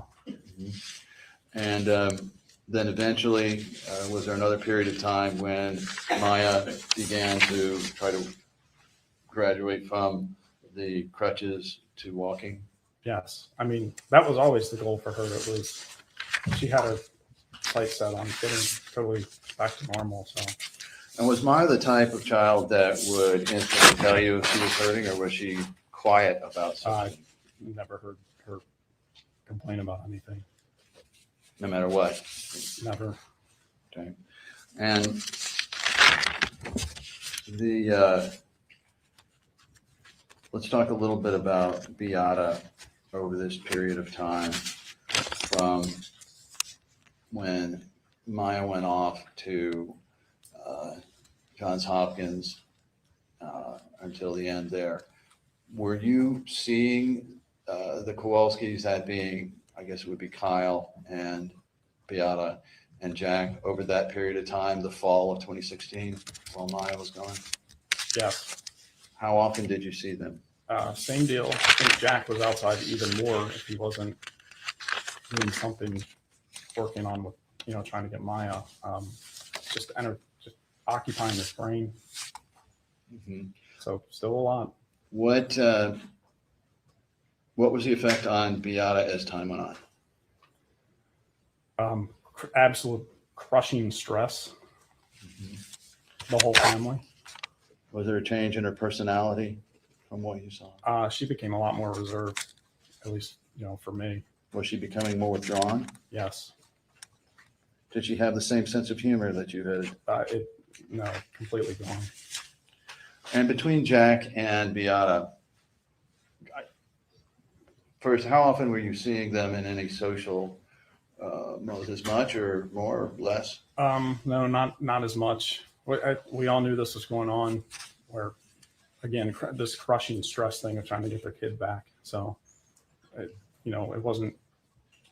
Were you there? A lot of us felt odd saying, "Hey, let's go party." That wasn't happening. As a couple, were they more withdrawn? Yes. And at least in front of you, I don't know if you saw this or not, but did there appear to be any stress there, or either individually or collectively? I can't really speak to that. All I can tell you is, again, the best way for me to describe it is just this crushing stress on the family and the household. Whether there was additional between Jack, Kyle, Jack, Beata, or whatever, I can't specifically state. Well, was there any particular event where you recall seeing either on a holiday or just regular weekend event or something where you saw something that indicated to you just how bad it was? Yes. We had a New Year's party with a couple of those houses with a couple of neighbors that were, I previously mentioned, we're really tight with. So the next door neighbor to Jack had just a handful of couples over for New Year's Eve, and at midnight when the bell dropped, Beata just broke down, completely broke down. Describe it for us a little bit. What was she doing, and then how did it come about? The ball drops, usually kiss your spouse or say Happy New Year, and she lost it. So just started crying, all the colors, trying to console her. Mm-hmm. And so that was not such a good news either. Now, Kyle, as long as you have known him, has he been a bodybuilder type or more on the thin side? Always. Okay. And there was an allegation about malnourishment or some idea that these children were not being properly fed or kept. Can you tell? To the commentary by the attorney. Sustained. Tell the jury about how Jack and Beata took care of these kids in terms of feeding them, taking care of them, making sure they had exercise, making sure they were always provided for. Well, when we go to the bus stop in the mornings on the walk back, my kid would always run into Jack's house because he had always had good snacks in the cupboard, and he'd always have extras to share. So the cupboard was always fully loaded. So my kids would steal little snacks from Kyle, and I guess Maya, she ate them too. But Kyle was always outside. I think he's still outside all the time. Other boys in the neighborhood, they play football, baseball together, but always doing something physical. And when they were little, I actually remember, I'd be in Jack's driveway talking to him, and they'd be playing football and picking teams. And I distinctly remember kids always wanting Kyle on their team because he was one of the better ones. You'd win if you had Kyle on your team. Now, do you remember the night that Beata died? Yes. Was there any event that reminds you of that night? So my youngest daughter's birthday is December 28th. Kids are out of school. They go out of town for Christmas and New Year's, so we always have to have her birthday party in January. So we have her birthday in January when there's actual kids that can come. We have the same group of friends from neighbors from over. And Jack and Kyle came that night, but Beata did not. Okay. Anybody asking where she was, or any excuses or anything? Or just... Yeah, we asked, and didn't feel good or headache, and she sent a gift. She went out and bought a gift for my daughter and sent a gift. Okay. And what was the next thing you knew or saw or heard about Beata? All on Sunday. That was a Saturday night. Sunday mornings, I wake up, go out and get breakfast for my wife and kids early, and on the drive back in, when I left, everything was normal. When I drove back into the neighborhood, there was, 10, 12, 15 police cars at Jack's house with EMTs. Did you go in? I did not go in the house. Jack was outside in the driveway. Did you see Jack? Yes. What was his condition? Distraught, crying. Mm-hmm. All right. How long were the police cars there? Do you recall? A long time. Hours, many hours. I got out, gave him a hug, told him if they need anything, call me, and then Did you see Kyle? I did not see Kyle.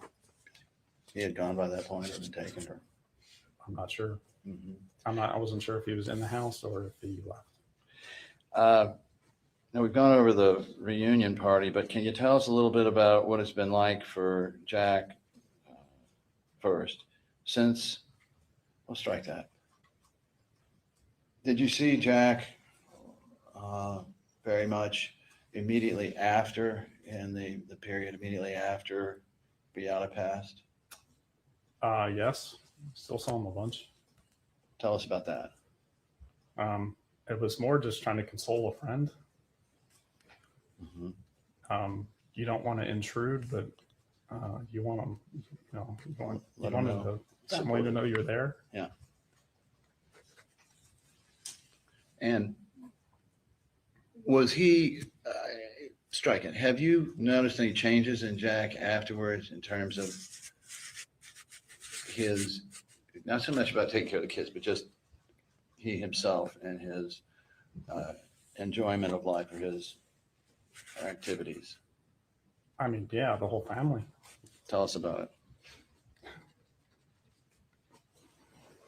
Well, I don't know how to put that into words. Just completely life changing. Just things are different.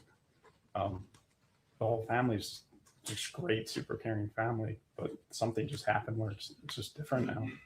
They're still great people, but And so you're still good friends. yes, And you're still will have some of his wine. still do. And Still I enjoy it. understand there's controversy about his wine though. I think it's just with you. I'm the only one that doesn't like Yes. Jack's wine, so that's better. In any event, to this day though, is there still a change in Jack from what you knew before? Yes, but like I said, it's difficult to put into words. If you've ever watched, the family's changed. Mm-hmm.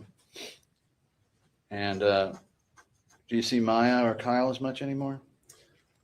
See Kyle often when he's washing his boat after he goes fishing.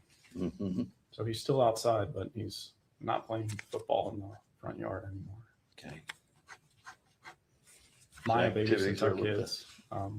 She's been doing that for a couple of years. Okay. And does Jack come around as much on the social scene, or is he Yeah, we still hang out a lot. try to keep him going? Yep. Um,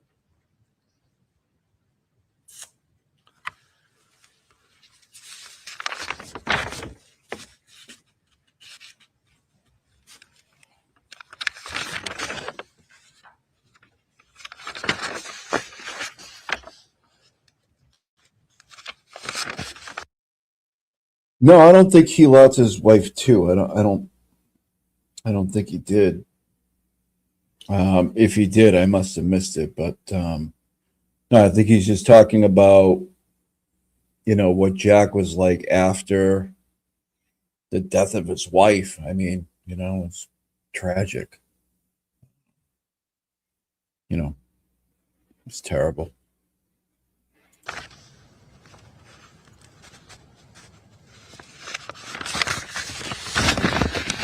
Your witness.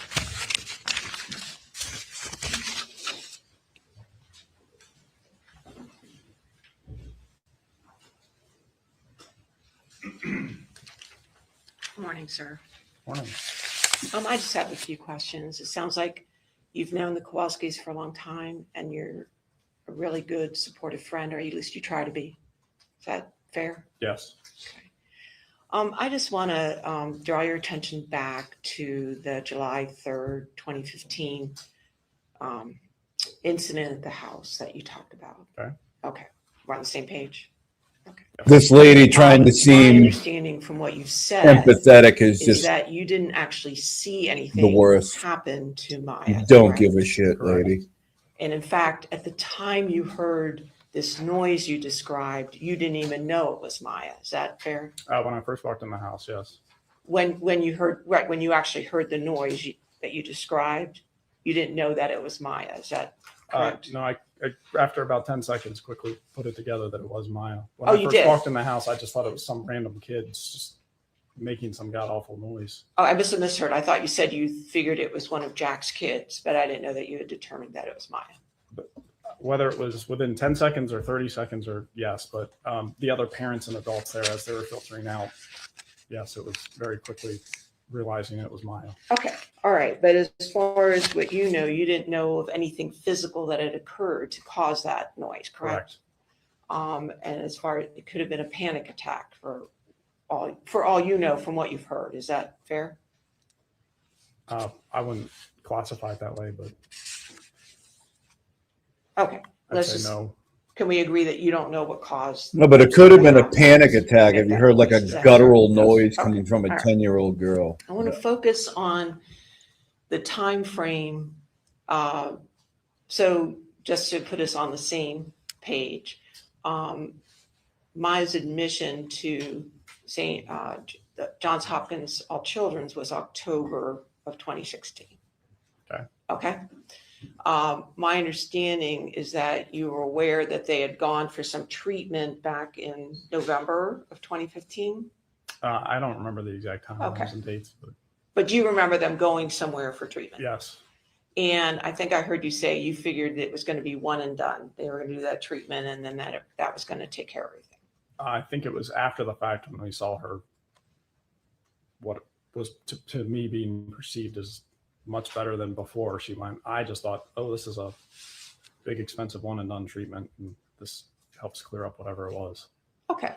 All right. So are you aware of all of the treatment that she was getting between, let's say, December of 2015 and October of 2016? Very minimally. So not in detail, no. Your just the- knowledge is very minimal, is that what you're Correct. saying? Okay. And can you describe what Maya's condition was in the weeks leading up to going to Johns Hopkins? Before she went in? Right before, you mean? Yes, sir. She Lady, what do you represent? Like 50 different hospitals? You can't even You can't even get the hospital right. St. Joseph's, John Hopkins, like, come on. She seemed to be getting better and recovering, getting stronger. Specifically, like what I can really speak to is strength in her legs, because I just distinctly remember her crawling around, using her arms to get around. Something about legs, putting pressure on legs or using legs either hurt. So there was this avoidance of using legs. Okay. So is it correct, though, that she never walked again between December of 2015 and entering into Johns Hopkins? I don't recall. You don't recall one I way don't or the recall other? one way or the other. Okay.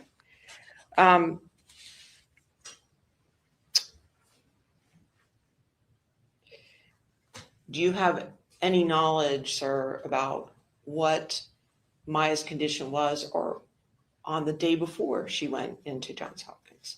No, I don't recall specifically.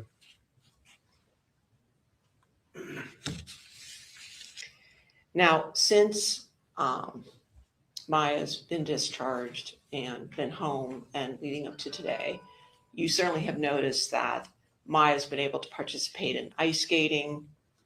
Are you aware of that? Yes. Okay. And other activities, correct? I knew she did ice skating. Is that the only thing you're aware of? Yes. Are you aware of how good she's doing in school? Everybody's aware of that. Okay. All right. 1 minute, please. But you, so far, I haven't had any contact. Hold on a second, Mr. I'm sorry, are we done? No further questions. Sorry, Mr. Anderson? no questions. Thank you, Kristen, for the Venmo. I really appreciate that. Thanks for being here, everybody. Where are we at here? Oh, wow. This is a long day. This is a 6 hour and 55-minute day. We're going to probably chop this up into 2 sections, but we're going to keep going for the meantime. Sir, you can go ahead and be excused.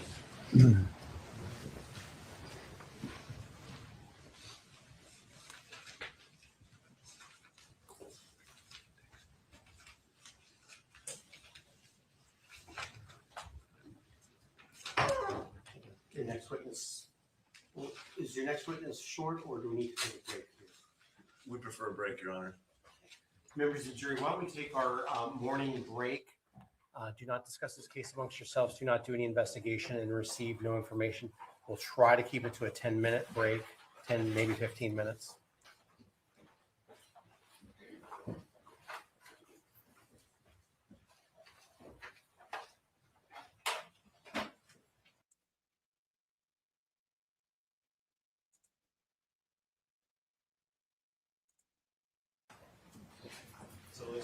Okay, so you can leave it, but it's unplugged. I can move this one if it scares you. Sorry? Did you know it was there? As long as it's unplugged, it doesn't scare me. I just want to know who's listening into our conversations. Okay, I appreciate that. Now, then,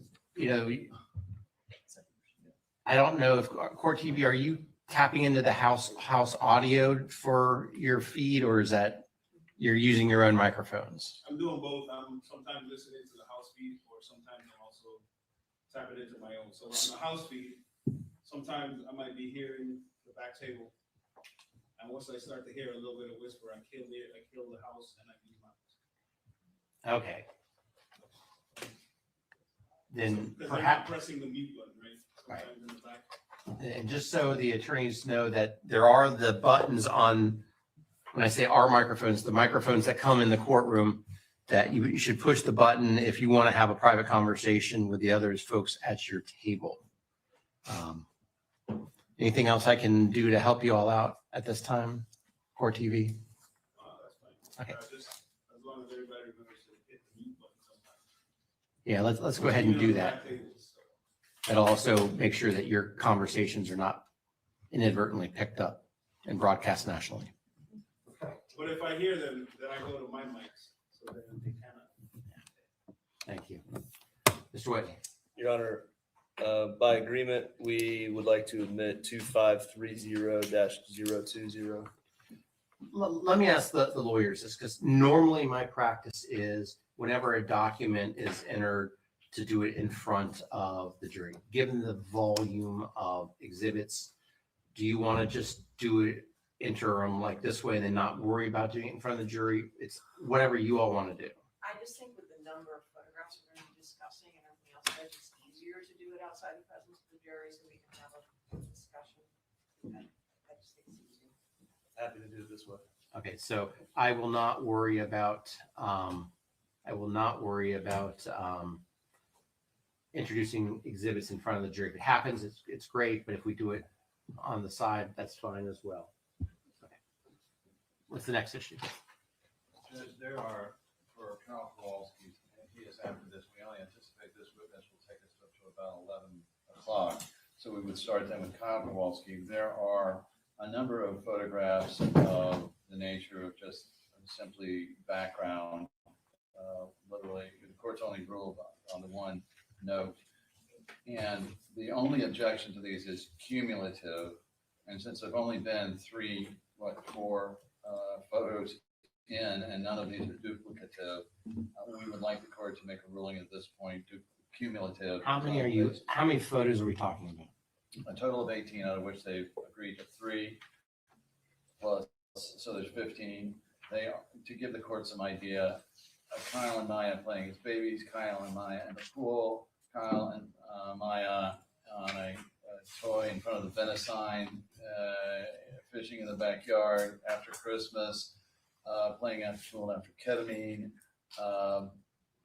Kyle holding Maya as she dips in the water after the Mexico, these kind of things. And the reason that we have these many, the witness is 15 years old.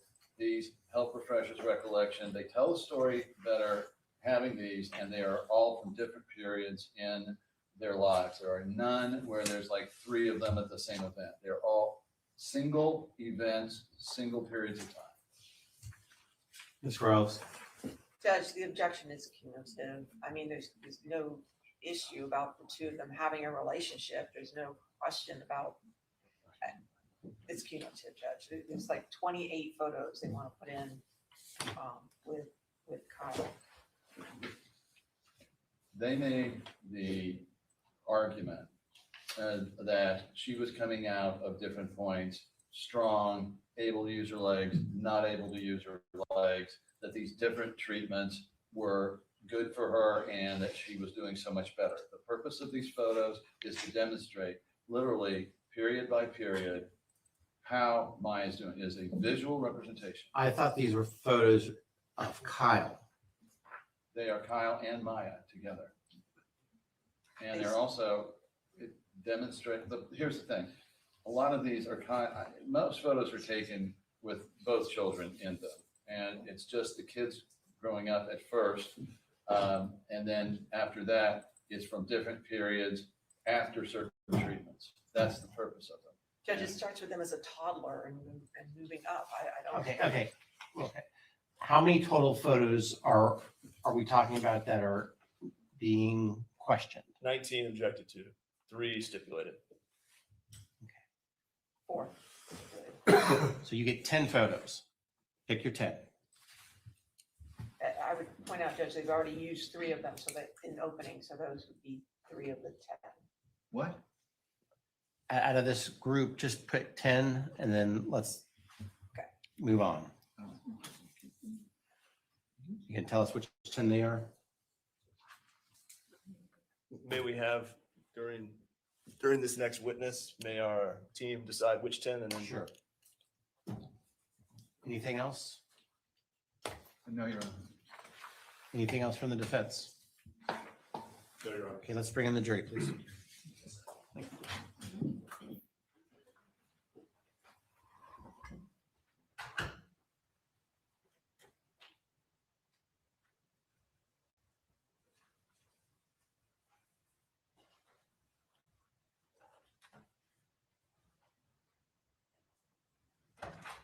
Jurors entering.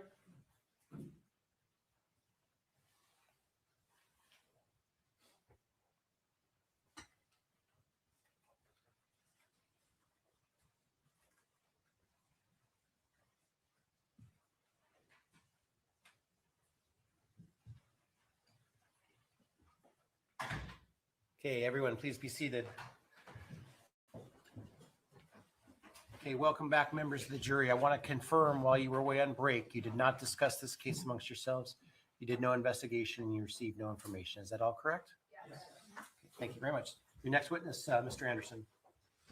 Plaintiff's call Robert Reines. Sorry about that, Mr. Whitney.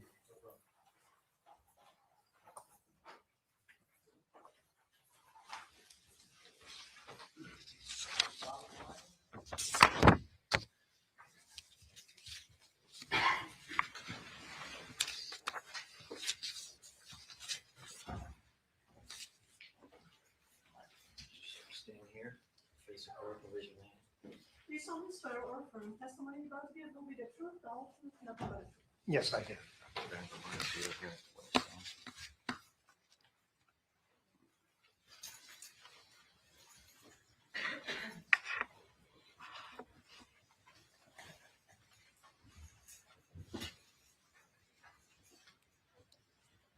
Ms. Whitney.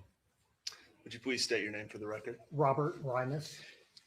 And have you been called here to testify as Jack Kowalski's brother? Yes, sir, I have. Are you older or younger than Mr. Kowalski? Younger, By how many years? about 5.5 years Where'd you grow up? in Chicago. How many kids were in the Kowalski family? Well, our extended family, my mother had 8 children. Boys, girls? 6 boys, 2 girls. But we always had more in the house. We always had a cousin or we had a foster child at one point. So big loving family. And you went to high school in Chicago? Yes, sir, I did. And so Jack would have graduated well ahead of you. Yes. And what did he go to work doing? During high school, we had a fire cadet program through the fire department junior and senior year. Jack did that and got into the fire service. And I eventually did the same thing. I worked as a volunteer up there. He went on in his life to eventually get hired full time, and I took a different career path. What was your career path? I've had several, but I went into law enforcement instead of firefighting at that time. And where were you in law enforcement? Up in Pinellas County, Tarpon Springs, Florida. So you ended up from Chicago down here in Florida on law enforcement? Yes. And what roles were you serving in your law enforcement career? I worked as a patrol officer for under a year until I made detective.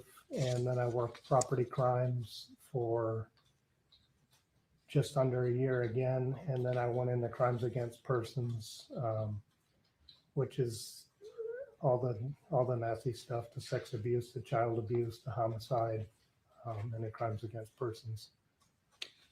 So in those 5 years, you learned how to spot child abuse? Yes, sir, I did. And why, after 5 years, did your law enforcement career end? Burnout, really. You do that job and you're professional and you go to work every day. And I definitely left on good terms, but you go to work every day and then you do what you're supposed to do, but then you find yourself at home in the shower crying at night, and it takes a toll on you. And I had an offer at the time to go work for another company, and it was actually a little more money, and I decided that I was going to make that move. And after you resigned from the force, did you leave Florida? Yes, eventually. I went to work for that other company, and then in, I believe, 1997, I left Florida after my son was born. And where'd you go? Up to Indiana. And what kind of work did you do up in Indiana? We went to Indiana mainly because I had 2 stepchildren and a newborn son, and my wife had family up in Indiana, lived out in the country, and we decided that would be a better place to raise the children. So we went up there and I worked as a butcher, which is something I've done since I was young on the side. I've always worked in butcher shops, and then also auto, marine, and airplane upholstery work, which is what my father and uncles all did. So I've always done that on the side as well. So at this point in your life, you're living in Indiana. Is Jack still in Chicago at this point? Yes. And it was during this period that Jack met Beata. Yes. And living in Indiana, how far away were you from the Chicago area?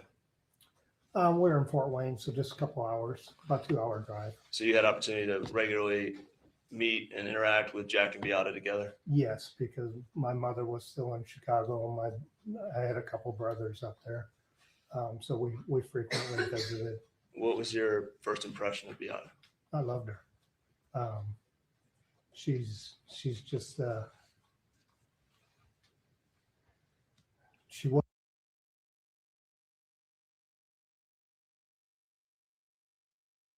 All right, guys, we've gone about 2 hours and 15 minutes, and I'm thinking about doing something midday tomorrow instead of at night. Just because I think there's a good time slot to do it during the day. If you guys would be up to that, that's cool. Nighttime's a little rough with the bigger creators. I mean, you got Ray from Dallas, you got Rat House, you have Jess Machado. I mean, pretty much a lot of people that might be here are probably there, and I understand that. I mean, I'm not, it's all good. But I'm thinking about something midday tomorrow. I don't know, 2 or 3 or something like that. Let me know if you guys think that would be a good idea. And don't get me wrong, I appreciate everybody that's here, and you guys have been awesome. I haven't even had the need for a moderator because there's nobody in here talking crap or anything. So, I mean, that's good. All the comments I get from you people are very positive, and very rarely do I get anything stupid, but every now and then. But that's the nature of it. And so what do you think? Tomorrow, like 3 o'clock, maybe? Is that a good time? I don't know. 3 o'clock. I mean, either way, if I went later, you're going to run into people.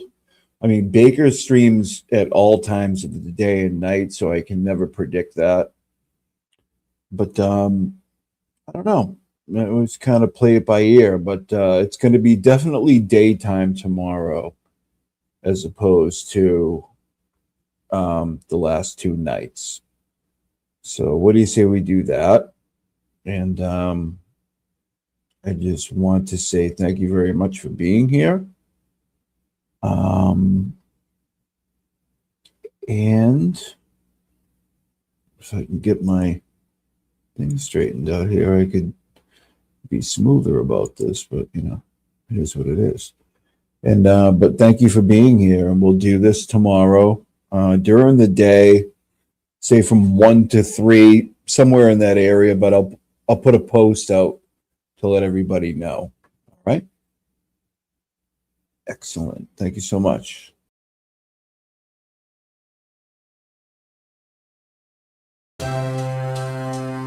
Chess and the Timmons. Yo, I'm the man in charge, triple dip justice, my reach is large, indicting T-Rex arms, yeah they on display, short reach, big mess on a public way, yo. Adjust your antennas, tune in tight, Cossy rules the bench, I'm the law tonight. Be so high, they touch the sky. The joke ain't over, just watch me fly. Adjust your antennas, tune in tight.